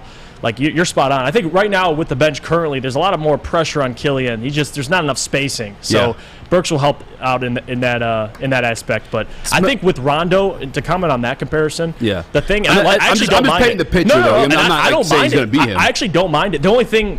Now, obviously, you're not talking about career. You're talking about the player. Yeah. And Rondo developed the shot throughout his career. Exactly. He started shooting better. Exactly. And I think with Rondo, too, he had up here. He had that mental. He had that mental toughness. And something Killian just... That's very true, actually. He has all the tools. It's something up here for Killian. It's almost like he's putting more pressure on himself than there really is. Yeah. And if Killian could get over that hump mentally, I don't see why he can't have a career like Rondo. Not looking at the accolades, but just being a guy who, like you said, has never been a scorer, but he can kind of do a little bit of everything. That's a great that's a great aim for Killian, to be like Rondo. I mean, that's a great player. He's a Hall of Famer. So. And I'm just trying to paint the picture for people, I guess, they see the skill sets and what you can critique him on, because I'm never going to critique him on his scoring ability. It's just it's void. It's not really there. You know what I'm saying? But you don't necessarily need that to be a successful piece in the NBA. If you're great be great at what you're good at. I mean, that's one of the things that one of the winningest coaches all time, my man in San Antonio, I can't think of his name. Greg Popovich. Yeah, oldest coach in the NBA. Oldest coach in the NBA. But the reason I feel like he's always won is look at Tim Duncan. He become the big fundamental. He puts guys in positions to be great at what they're good at. Right. And I think Killian now with having the shooting piece around him, he has an opportunity at least. I can't say he's going to be great. And one other point I want to make too is Bruce Brown. Here he's a scrub, pretty much. I mean, some people like them, but some people like Sekou Doumbouya too. Pistons fans are just crazy. They're going to love our guys. Yeah. We ride or die with the guys. That's how Pistons fans are. But you saw him get around a more talented roster, and people are like, why did they give up Bruce Brown? Look at him now. When you play with better players, yeah, you look better. And I think that's going to happen for Killian. That's the way I'm looking at this Alec Burks return. And hopefully it does result in more wins too, but that's what I'm thinking. Yeah, no, I'm with you. And this comment, by the way, we got to address Kevin Newsham. Rondo dropped 40 in the finals, in conference finals. Don't be disrespecting Rondo. He is severely underrated for what he meant to the Celtics team. By the way, no one's saying he's going to be Rondo, but if you're making a player comparison, can Killian score 40 in a Western Conference final, or excuse me, an Eastern Conference final, or even a finals? I don't know. I'm not saying that, but the thing with Rondo is I feel like with Rondo, he had the confidence. Like, Rondo felt like he had complete control of the court at all times. Like, what he could do being a floor general. Killian's not there yet. But I'm saying with Killian, that should be who he aims to be. And I love this comparison. What Killian is right now, Andre put it perfectly on WoodwardSports.com. I was just commenting back to him. A 6'5" Ben Simmons. Because Ben Simmons is somebody that has those tools, but mentally, he's just shot, dude. And I don't know if that was because of the playoff series against Atlanta, whatever happened, but that's more comparable to what situation they're in. It's like Ben can do all these things. He just can't put the basketball in the hoop, which is the most important thing to be in the NBA, to be a starter, a star player. And by the way, Ben Simmons made multiple All-Star teams, so I don't want to disrespect Ben Simmons. On him. But lately, Ben Simmons, that's the comparison. Lately, Ben's been he's been. I don't know what happened to Ben, man. Really. No, did you have your hand up? Oh, I thought you were going to say something. I apologize. I you right there in the corner of my eye. I apologize. But a shout out to Andre in the Woodward Sports chat. That is actually definitely like a definitely more accurate depiction of Killian. And again, to the Rondo point too, I'm not trying to like call him Rondo. Yeah, no one's. I'm just trying to paint a picture of like the skill set of like what he can provide, which is facilitating the basketball and playing some hard-nosed defense. Now I know we're talking about Alec Burks initially in the beginning of the segment, but that's why I think he's going to bring this team. Like, my expectations out of Alec Burks is to bring the best out of Killian. Not the best, maybe, because he is still a bench player, but make him look better. And yeah, I mean, do you think it has to help towards wins, actually? It's not even a question. Yeah, once this team gets completely healthy, you have a better bench unit. You have more guys who can score in double digits like Bagley and Burks. Yeah, it'll certainly help the team overall. And I love Jason, too, by the way. Jason put the over-under for us in the chat for Ivy's over-under on his points, 16.5. Sheesh! Man, slam that over, man. Over. Slam that over. Man. Even if he has a poor efficiency night, like, he's still going to put up. I mean, dude, free throw-wise, I think he'll get you 20 today. I'm doing that right now, yeah. Which would be his career high, if I'm not mistaken, right? 19, yeah, 19 I believe, is currently his career high. Which, like, we got the Cade intervention to get to. I'm sorry, the Ivy intervention to get to, and we will. But, like, maybe I'll save it for that. I'll save it for that. Because I say he tied his career high in the last game, and it was Cade's worst game. Nodding to maybe. Oh, my gosh. Maybe Get out it fits of a little different. What up, though, Fletch? I don't want to hear Eazy. Oh, you're about to hear. No, I don't want to hear Eazy take Lentz's side. There's a whole segment coming out. Jeff had to sit in the back all day today and hear Ryan Lentz go, Cade's ass scored 4 points. He said that? He was trolling. I'm going to defend him. Trying to piss us off, but he was. like at the same time, like now he's going to come in the chat and he's going to say the same thing. I wanted to get him on the show today. I wanted him to sit in the chair and say all that. Is he back there still? Ryan, if you're back there, come in here. We want to hear it. No, he's gone. That man, I know he's scared. He don't want the smoke. Oh, no, of course not. Ryan's first time on the show was him defending Austin Meadows. He had that shot of him squatting. He's like twerking a little bit because he's trying to show the jersey. He's like, and by the way, is this low enough for you, Daddy? Before we go to break, I just want to say, listen, you can feel all you want. What? But Cade had his worst game ever. Like, that's just he could not buy a bucket. And I don't think him and Ivy, those two correlate, but we'll get into it. We'll get into it. I guess Ivy's the reason why Cade missed layups. We'll get into it in a little bit. Bro. Bro, absolutely. Get out of here, dude. What do you mean? He put But we poison breathed Bill. on him, and he missed all these layups. Steak ass breath. You know what I'm saying? Like, why we got drafted? Why we steak ass breath? No, I'm playing. All right, tell us about Big Boy. We'll dive into it. I'm excited to I have need a this meal. discussion. I need a meal, man. I'm on the heavyweights. I got to beef up a little bit. I'm gonna take my ass down to Big Boy because, guys, listen. For a limited time only, all new burgers and loaded fries are at Big Boy. It's not only the Slim Jim; they also got the Big Jim, as well as the chili cheeseburger, the bacon blue. You name it, they got it. I mean, look at the fries. Chili cheese fries, baked potato fries, nacho fries. Satisfy those taste buds at Big Boy. Hi, I'm John from Better Rate Mortgage, and to me, family is more than blood. That's why I have the biggest family in Metro Detroit. If you're looking to buy a house or refinance and need a loan, come get treated better than family by me and our entire team here at Better Rate Mortgage. We pride ourselves on giving you better advice, better service, and a better loan experience. That's why we are Better Rate. If you're looking for a new mortgage, come get treated like family. Actually, better with Better Rate Mortgage. Visit us at mybetterrate.com or call at 248-480-4467 today.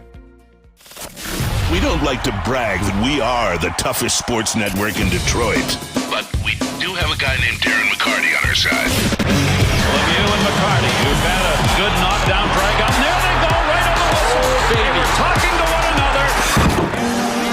Woodward Sports.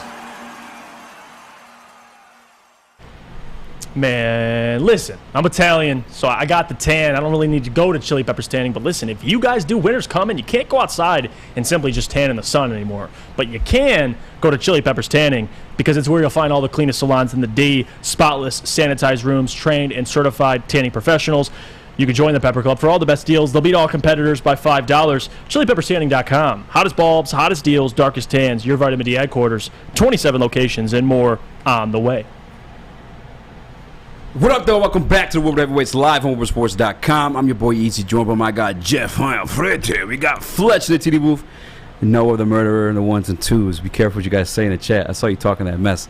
Hit that like button if you guys haven't already. Be a friend, tell a friend. Share the stream at WoodwardSports.com. But it's time, Jeff. Time for the Jaden Ivey intervention. This has been long awaited. It's kind of crazy that it hasn't happened. Actually, now I'm thinking about it. But I got you in studio. Yeah. I got you cornered. No, well, I want to abuse you. No, I'm joking. I'm here to listen. Yes. I want to hear. I'll be like the. I'll be like your therapist. Like I'm the guy who's going to talk to you. I want you to tell me why. Kick your feet up. Tell me why. Well, number one, tell me what your take is. Like, because you like Ivy, but like, what is your take overall? Solo Cammy if you can. Solo Cammy if you can. This boy chilling. Like, it all starts with my dad. He was never really around a lot. I didn't meet him until I was like 10. No, I'm just kidding. Oh no. My whole thing, and you said it to the show too, and I've said it like countless amount of times, and I'll wear the badge, whatever, because I know it's that at this point. I've been labeled the Ivy hater. You're in pretty deep, and you listen. Let's be honest here. You like to troll a little bit. Oh, so you kind of entice it a little bit. Like, come on, guys. Yeah, like this is what the business is. No, like when I get clicks, it's good for me. The boss likes it. But let me hear your case. What's going on with you? So I've never not liked Jaden Ivey. I've obviously leaned into like the narrative of it, but I've never not liked Jaden Ivey. I think the kid's truly special. What he reminded me of is John Morant, Russell Westbrook. Like those were the pro comps. And say what you want about Russell Westbrook now. Like when he was in his prime, he was something truly special to watch. He was amazing. He was very entertaining, and I feel that way about John Morant. There's nothing more exciting than like. This is why Spud Webb was like such a big thing. Nate Robinson was such a big thing. But we see like the smaller guys just attack the rim and abuse it. You know, Derrick Rose, same thing. Like they're entertaining and they're highlight worthy and they're truly special athletes. Ivy especially, the way he moves with the basketball, I can't think of a name off the top of my head to compare it to. It's so like fluid and fast, and he has control of the thing the entire time. It's truly impressive. But my beef with it comes as a Pistons fan, because as a fan of the team, what I want more than anything is a championship. I want the Detroit Pistons to win a championship, like everybody does. Exactly, right. And the team does. Yes, and I'm not saying that Jaden Ivey is bad. I've said he could be great. You could go back to Studio B. I think he could be his greatest as the guy, and that's what we're telling you. Smashing the over on his points tonight. He's gonna ball out tonight, guys. I'm telling you. And I know it's a tough New York Knicks defense. So maybe I might have to pull. I'm still taking the over on that one, but the Knicks might abuse them a little bit. They're good defense, but nonetheless, I don't like the fit with him along Cade if the goal long term is to win a championship, because as the most effective Ivy is, in my opinion, which he shot a lot better than I planned on, by the way, but as he's most effective with the ball in his hands. He's most effective as the guy. I think we saw that last game. Cade struggled a little bit, so letting Ivy take more control. You saw actually once Cade hit the bench and Ivy and Duran doing the pick and roll, like, that was nasty. It was highlight worthy. He looked amazing. It was his best game as a Piston, his best game as a pro. And that's because he needs the ball to do it. I think Cade is the same way. As much as I love Cade Cunningham, and I'm a big Cade Cunningham fan. I'm to the point where, like, I used to get pissed when people would tell me a combination of Cade and KD couldn't get you to the NBA Finals, because I believe Cade that much. I think he can be an elite playmaking guard. He's an oversized guard, so he's tougher for other teams to guard. Like, he's almost like a wing at the point guard position for us. Right. We had that in Cade. I think what you do at that point, you surround him, much like LeBron, shooters. The reason why I like Ben Math, shooter. For me, it's all about winning a championship. Okay. All right, it's what I say before. It's a three-level scorer, three-level scoring facilitator, partnered with a slashing point guard. I'm sorry, guard. You know what that sounds like? What's up? Brown and Tatum. Brown and Tatum, who just lost in the finals last year. So here's the difference, though. To a guard. And Ivy is to a guard with and a some wing. wings, right? To a guard and a wing. It was a complete team. Thank you. There's a guard and a wing. Complete team, right? Yeah. You go. And Tatum's coming along too and passing it himself too. Right. But I would still say it to that point. Brown can guard more positions. He is a bigger guy. Yeah. He's also, I think he shoots the three ball better. Well, at the beginning he did not. He was not a shooter. He developed that. Yeah. And like it's just. I think you agree to this sentiment. Wings win you rings. No, I mean, yeah. Wings eventually, like I said, the Pistons right now need a wing. They do. They just don't. Like, I love Sadiq Bey, but they need more. You're not winning a championship with Sadiq Bey and Bojan Bogdanovic. Like, you need. That's my hope this draft is to draft really the best wing available. Yeah. So to your point, I agree with that. And I want to ask you a question. Real quick. One more thing, real quick. I apologize, guys. I just want to get this part out too. Good. Go on. I think they could work, right? Yeah. The same way Brown and Tatum, like you just said. They both can shoot the three ball really well. As much as I love Cade, and that's why I didn't get to say, I don't know that he will be that. I don't know that he'll be like elite to really good like 3-point shooter. No, and I'm not saying those guys are. And that's why I get concerned, because neither Cade or Ivy has proven to be consistent enough at the three to like run that type of offense, in my opinion, to win with that type of offense, I should say. Can I ask you a question? Yes. So you want a team where Cade's the complete ball dominant. He's the dude, right? So can I ask you a question? Do you think the Mavericks can win a championship? Yes. With right now, as constructed. Oh, right now? No, not right now. No. Why? I actually bothers me. I don't know why. Mark Cuban. I'm actually a fan of Mark Cuban, like as a human being. Get that man get him another star, please. But you saw him surrounded with wings that can shoot the three. And they end up in the Western Conference Finals, only to lose to the championship Warriors. Well, what did that team have that they don't have now? Jalen Brunson, another guy who can handle the ball. Stop it, mate. But I'm telling you that we're the league, and that's the problem too. When you're building a championship team, the thing that especially general managers now, it's not a league where you can have one dude be ball centric and completely by himself take you to an NBA Finals. Like, yeah, LeBron did it, but you need help. And like Luka this year, the Mavericks are realizing now, well, we need help around Luka, whether that's a guy. Like, it doesn't have to be another Jalen Brunson, but you need a dude. And to your point, I'm just not there. I'm not going to say that Jaden Ivey and Cade, they can't win a championship. Like, these guys, again, as unselfish as Cade is, that you'd agree, I think they could play well off of each other. You just have to give them more time. I think 12, what are we, now 13 games about to be? Yeah. To say that you are sold and you do not believe it's possible, I just think it's a stretch. Like, for a guy in his second year and a rookie, it's like, look at Oklahoma City Thunder, right? So they had James Harden, they had Kevin Durant, they had Russell. When they let James go, they realized how much they really missed him, and that was a guy that should have started. And we know how. And again, James thrived without the ball, but that's James. And they did well too. They just ran to the Warriors, who were constructed to be like one of their dynasty. Right. So, but before they made a finals with James Harden. So, yes.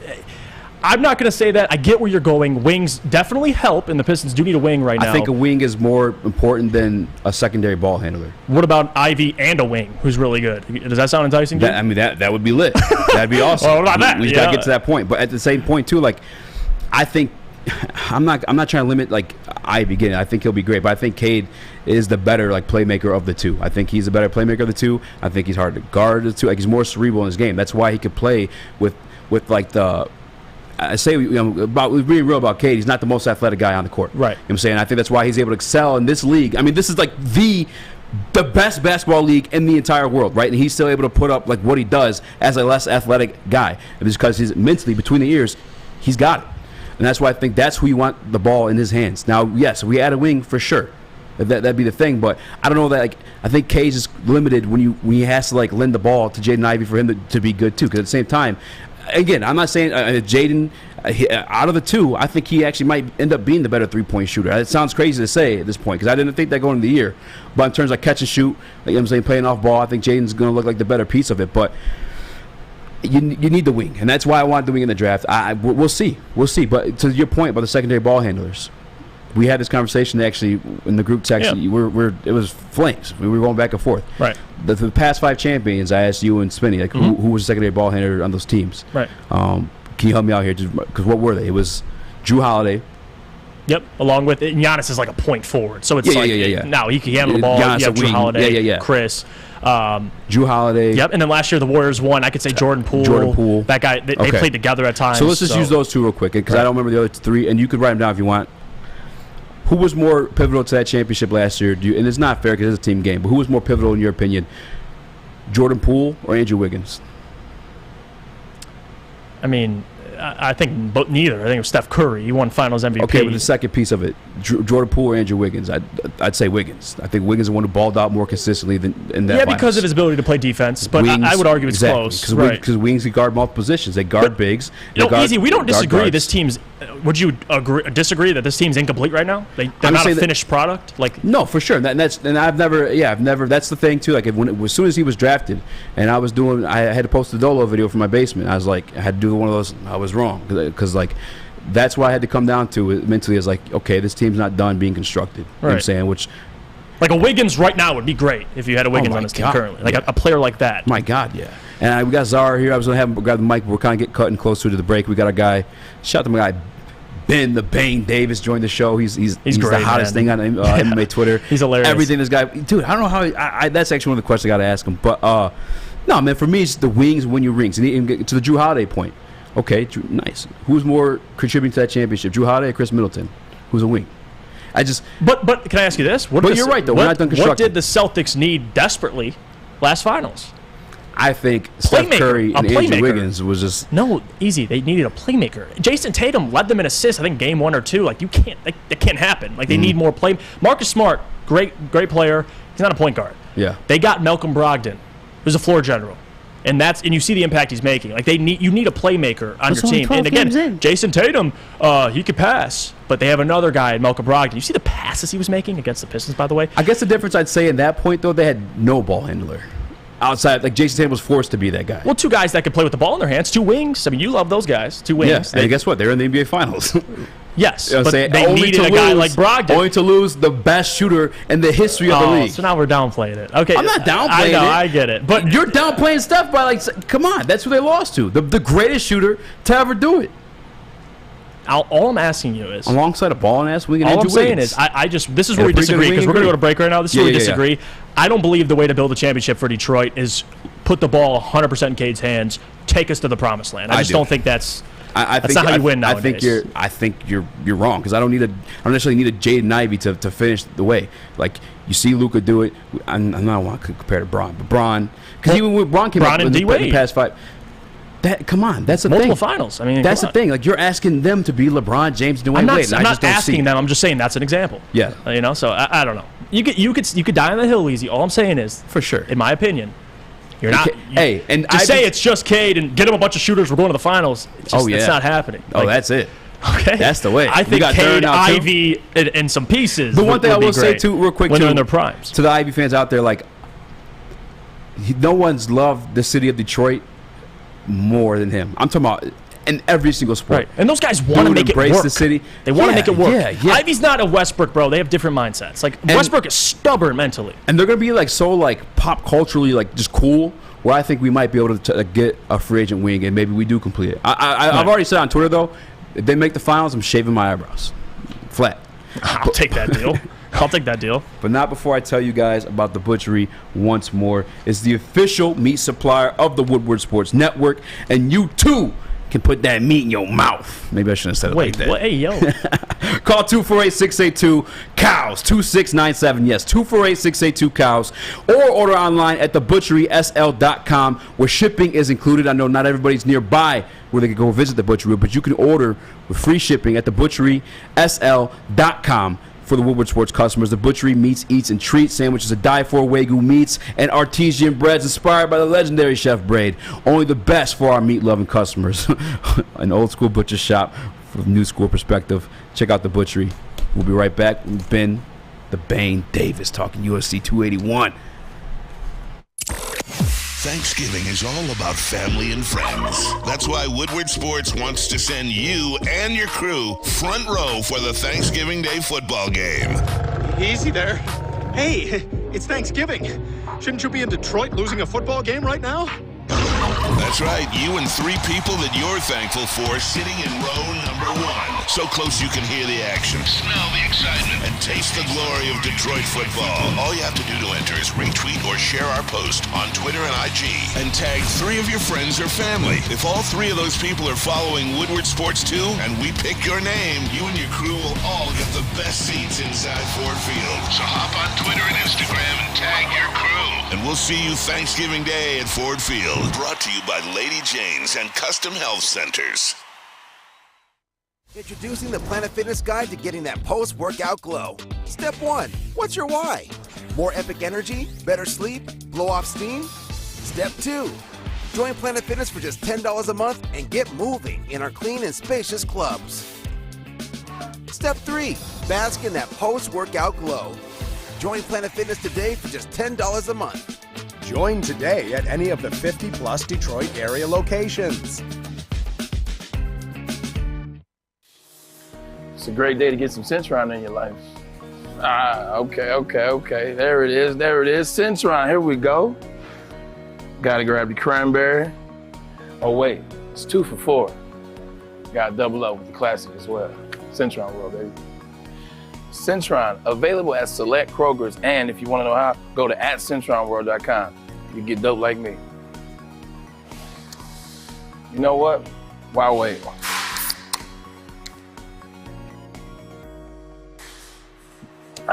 Great taste, guaranteed.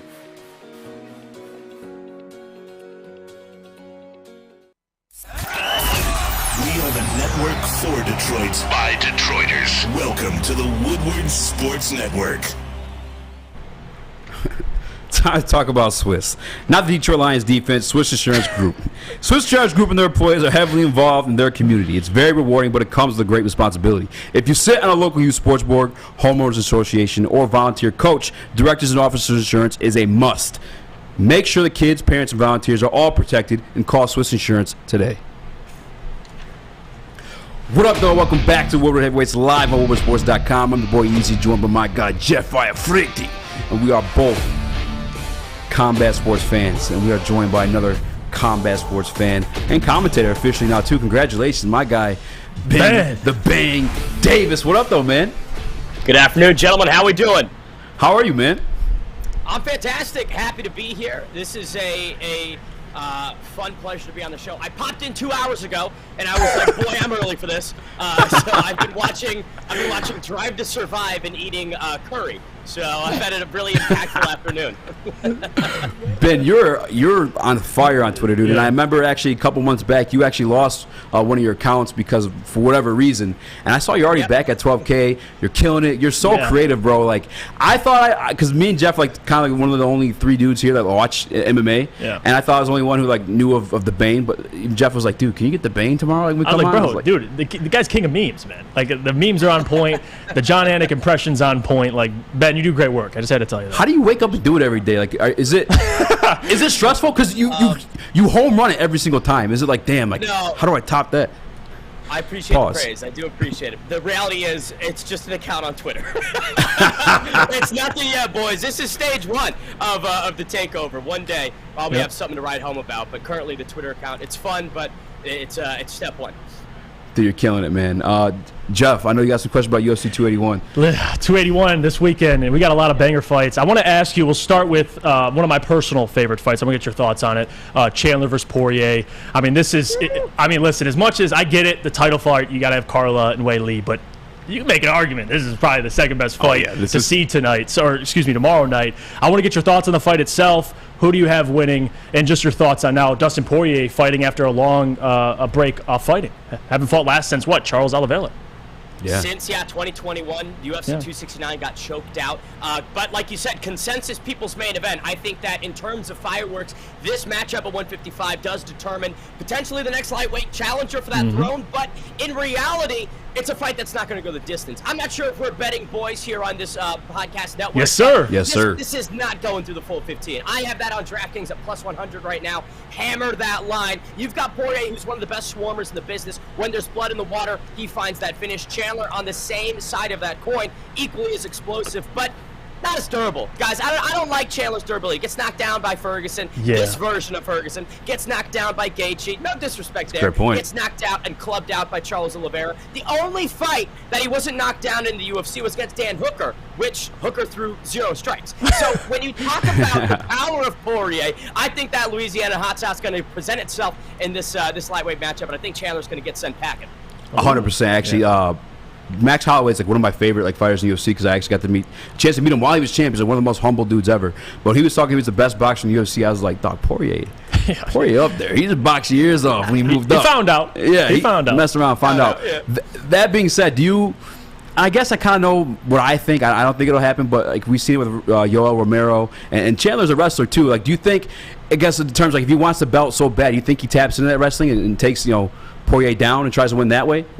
I'll tell you what, guys, I don't know if he wants the belt because his fighting style certainly doesn't suggest that. He's a fun fighter. This guy goes in there to have an entertaining scrap. If he was really concerned with this path to the title, he would be wrestling at the beginning of round number 1, right? He'd lean on those skill sets. But, people like to talk about his wrestling abilities. Those aren't things that he really used a ton in the end of his Bellator tenure.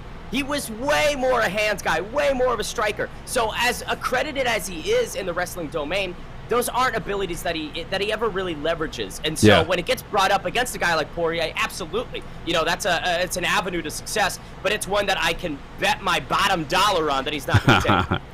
Ben, I gotta ask you straight up. I mean, we have Izzy, the last style bender, facing Alex Pereira. I gotta get that right, man. Listen. We'll try it at a later date. But anyway, Izzy versus Alex. We'll go with Alex, man. And again, I went back, watched their 2 kickboxing fights, and one thing that stood out to me too is people always forget. You see social media, you see the result. 2-0, 2-0, 2-0. It's actually different context in those fights. Like the first fight, 100%. You could really argue Izzy won that fight, lost. The second fight, he was up. He had Alex against the ropes. He was kind of over punching a little bit, and then Alex caught him, and that's kind of been the storyline with Alex so far in the UFC. I want to get your thoughts on the fight itself, and I'm going to be honest with you, Ben. I'm pretty nervous for Izzy, if I'm keeping it 100 with you, because I could see a situation for Izzy, even if Izzy's hard to hit. Let's be honest with you. In the UFC, it's very different. You're fighting with smaller gloves. I need your thoughts on the fight, but also how much of a threat is Alex on Saturday for against Izzy? A chance to go 3-0 against him. Yeah. He's a life threat. I mean, to answer that one right at the top, he is a very life threat. That left hook has spelled disaster for many athletes. Sean Strickland, people in the LFA. The only guy that Pereira couldn't really finish was Bruno Souza, which was such an interesting stylistic matchup. And that's why, I love that he's in the spotlight, but I don't think he has much success. We have to talk about those 2 fights. Like you mentioned, that image of Adesanya out cold with the oxygen mask does not tell the whole tape of what those 2 fights represented. And another thing, they were 3 3-minute rounds. That's 9 minutes of combat. You're in a 25-minute affair with the UFC's middleweight champion, one of the best all time at that weight class. I do not think kickboxing matches that occurred years ago that were less than 10 minutes in totality could be any representation of what we can expect. Israel Adesanya has 24 mixed martial arts bouts. Alex Pereira has 7. the majority of those not in the UFC. Adesanya's at a championship level. I think that the experience is going to present itself, and I think we're going to get a boring fight, guys. I hope that we get a war, but I expect this to be a bit like Yoel Romero, where Adesanya is cognizant of the power coming back his way and chooses to be as risk-averse as he's been. Adesanya has no problem cruising to decisions. He's shown that, right? So I don't expect him to turn it up against a guy like Pereira, who he knows from first-hand experience could certainly put him away. So I think Adesanya cruises through. I think Pereira looks like a fish out of water, and I think the belt still goes through, city kickboxing.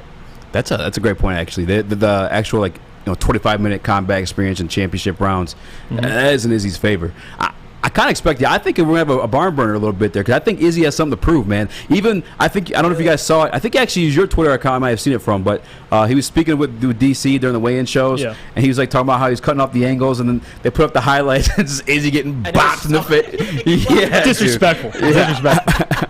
I think he has a point to prove here, man. And what a character arc of Pereira to follow him into the UFC. It's just he's a scary human being, by the way. He is. Is also, in my opinion, usually, because Izzy's a big middleweight, you're talking about length and height and stuff like that. Pereira, watching him face to face, I'm like, damn, this is the first dude. It's huge. I think he's even maybe a little bit taller than Izzy. I'm excited to see it either way, man. I'm pumped for it. But absolutely. There's some. It looks like he's done 20 years in maximum security. That's not a guy that you want to mess with. I haven't seen him smile to get an Uber. Yeah, no. He'll beat you up to get an Uber. I've not seen him smile. You know what I mean? That is true, man. He looks like a murderer, honestly. Yeah, he does. And I don't know if you feel comfortable enough speaking on this or not. I'm only asking because I'm not as aware of the situation. But the Megan Anderson Glory MMA situation, what is going on? You don't have to, again, if you're not comfortable speaking on it, because yeah. It's weird being friends with both Megan and Jeff now. I think that there's a lot of differing opinions and perspectives. As with most situations, everyone's got their own side to the story. I think that, when you look at Megan's response to the comment on her YouTube regarding her training camp for Amanda Nunes, there is a lot of facts represented in it. That's conversations that her and I have had. I think that in her position, it's difficult when every single day you get comments like that and you get disparaging remarks, and when these guys online don't know the whole story, and again, they're face to trolls, they're anonymous individuals, but having that sort of negativity just thrown at you day in, day out, and nobody really cares or has any regard for how you necessarily feel about it, I can understand how you'd snap, and kind of clap back in a big way in that manner. I think that there's a couple things that were unnecessary on all sides, but at the end of the day, I still got a lot of love for both, and hopefully that we can figure it out in a more positive manner. All right, one more thing real quick. You got one? Oh, no, you're good. Go ahead. All right, before we let you go, because we got to pay some bills, and I appreciate you joining us. I seen you giving my guy DC some slander. I'm always going to root for the short, bald, light-skinned guys, all right? I'm just in that camp. Yeah. What is Ben The Bane Davis's top 5 MMA combat fighters? Top 5 combat fighters. All time. Or you go MMA. Go MMA. I like MMA better. MMA? Yeah. We'll do MMA. Yeah. Sure. Number 1, Tom Brady. I think. It's very hard to go against John Jones at that top spot. I think that when you look at the PED usage, if that's your cornerstone, if that's one of your metrics to being on that Mount Rushmore, it disqualifies him. Sure. It's not mine. So he's at that top spot because of what he's done for the sport. 23 years young, captures the title, and then defends it against some of the best in the world. Number 1. Number 2, I got to go with GSP. Right, 4 years off, comes up a weight class, beats, Michael Bisping. Yep. I had a pause there. 3, I'm going to go with Anderson Silva, right? Same thing. Longest title reign at middleweight. 4, bit of a toss-up. I'll go Habib or Jose Aldo, interchangeable, right? I think that Aldo, given his losses in the twilight of his career, you can look down on it, but man, to go down to 135 after being so dominant at featherweight and still being a top 5 competitor, I have so much respect for it, and he's such a veteran that he's in that top 5, as is Habib, 29-0, dominant. Weak title reign. Let's keep it real. Sorry, DC. Weak title reign. 3 title defenses over Gaethje, Poirier, and Connor? Yeah. Yeah. That's a bit weak. I think it's going to get surpassed quite quickly. Maybe by Islam Makhachev, maybe not. And number 5, we're going to go with Billy Quarantilla. That's going to round it out. Ben, I love you showing love to Billy, by the way. Yeah, I love it, dude. That's my boy right there. Billy cute. I appreciate you joining the show, and I hope this is the last time, and I look forward to reaching out in the future. Yeah, thank you, Ben. You're the man. Talk to you guys soon. Thank you. Thank you, brother. All right, guys, we got to close this ting out, but not before El Jefe tells us about Planet Fitness. Listen, I might be on the heavyweights. Let's just say I was a heavyweight. And then I went to Planet Fitness. And now I'm looking good. And I'll tell you guys how to do that too, because Planet Fitness is the home of the judgment-free zone, where you can work out in a non-intimidating, judgment-free atmosphere. The gym has always been known for being clean, and now it's cleaner than ever. Join today in club or online at www.planetfitness.com. When it comes to making your haircut truly an experience, there's no better place than Lady Jane's Haircuts for Men. Come to any one of our 26 Metro Detroit locations for an award-winning haircut experience and qualify for a chance to win a down payment for your dream home up to $200,000. Our precision haircut and talented stylists will have you looking good, feeling good, and give you a chance to change your life forever. Lady Jane's Haircuts for Men, open 7 days a week. Walk in anytime. It's wicked awesome. What's a winter wonderland if you can't shop, eat, and play? Lucky for you, you can do it all at the Downtown Detroit Markets, Cadillac Lodge, and the new winter version of the Monroe Street Midway, all located just across the street from Campus Martius Park. Find the fun at deckedoutdetroit.com.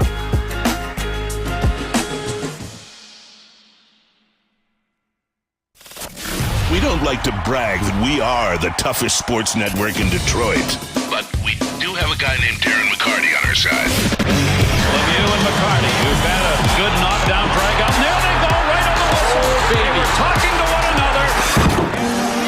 Woodward Sports. What at Alta?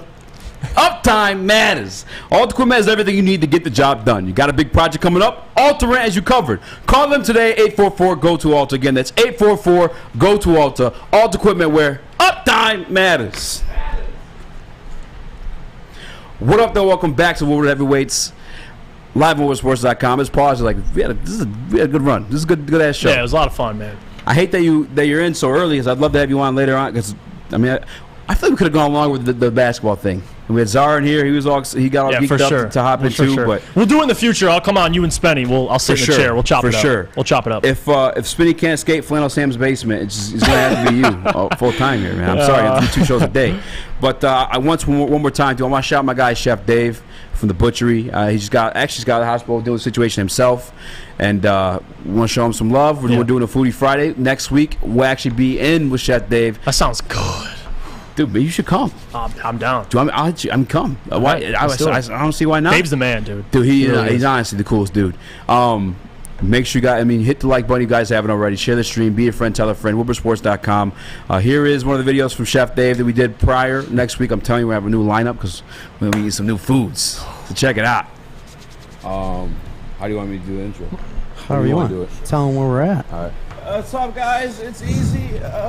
Dude, Spencer was still drunk there. I'm here with my guy, Spin More Racks, and Chef Dave. We are at the butchery in Sylvan Lake. What are we doing here today? You know what? We are previewing our exclusive meat packages. Hey, yo! We're going to have an all-exclusive 3B burger meat package. Look at those things. Tell you all about them in a second, but what you're going to get in this package, it's a Woodward Sports Heavyweights only, right?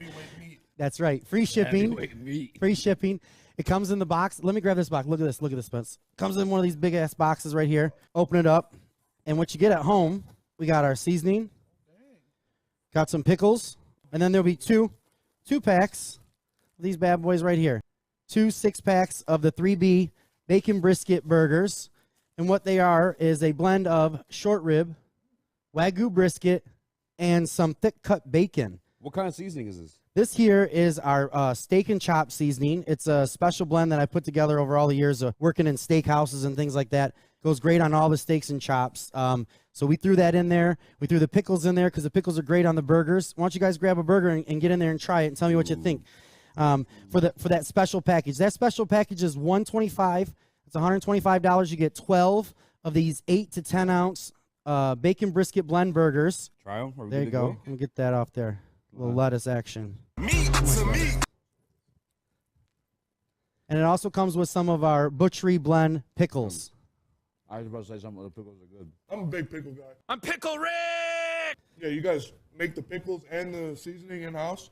Everything. In-house. You get the private label. We can ship that out to you. This comes in this package exclusively just with you guys. But yeah, anytime you come out, you can get the rub, you can get the pickles, all kinds of cool stuff. Yeah. Short ribs, brisket, and bacon. We grind it all together, make the patty, put that bad boy on the grill. Perfect tailgate package. You got 12 of those burgers, some pickles. All you got to do is pick up some buns, and you'll be a hit. 100%. And, we have been crashing tailgates. We have. During Lions games. So if you got the heavyweight butchery box at your tailgate, you're definitely getting an interview. That's just. Yeah, that's fresh ground today. So when you order it, you call 248-682-COWS, 2697. Let us know your address, your name, and your phone number, and we'll send it out to you. We can do payment over the phone, or you can drop us an email at tbutchery@gmail.com, or you can hit us up on our website. Go through our contact us to get to us, because if you just order through our regular ordering site, you won't get that free shipping, and you won't get this special Woodward Sports Heavyweights package. You get the heavyweight meat box shipped right to your door. That's right. Or your tailgate, right? You're putting meat in our box, dude? Well, delivered to your front door. Heavyweight.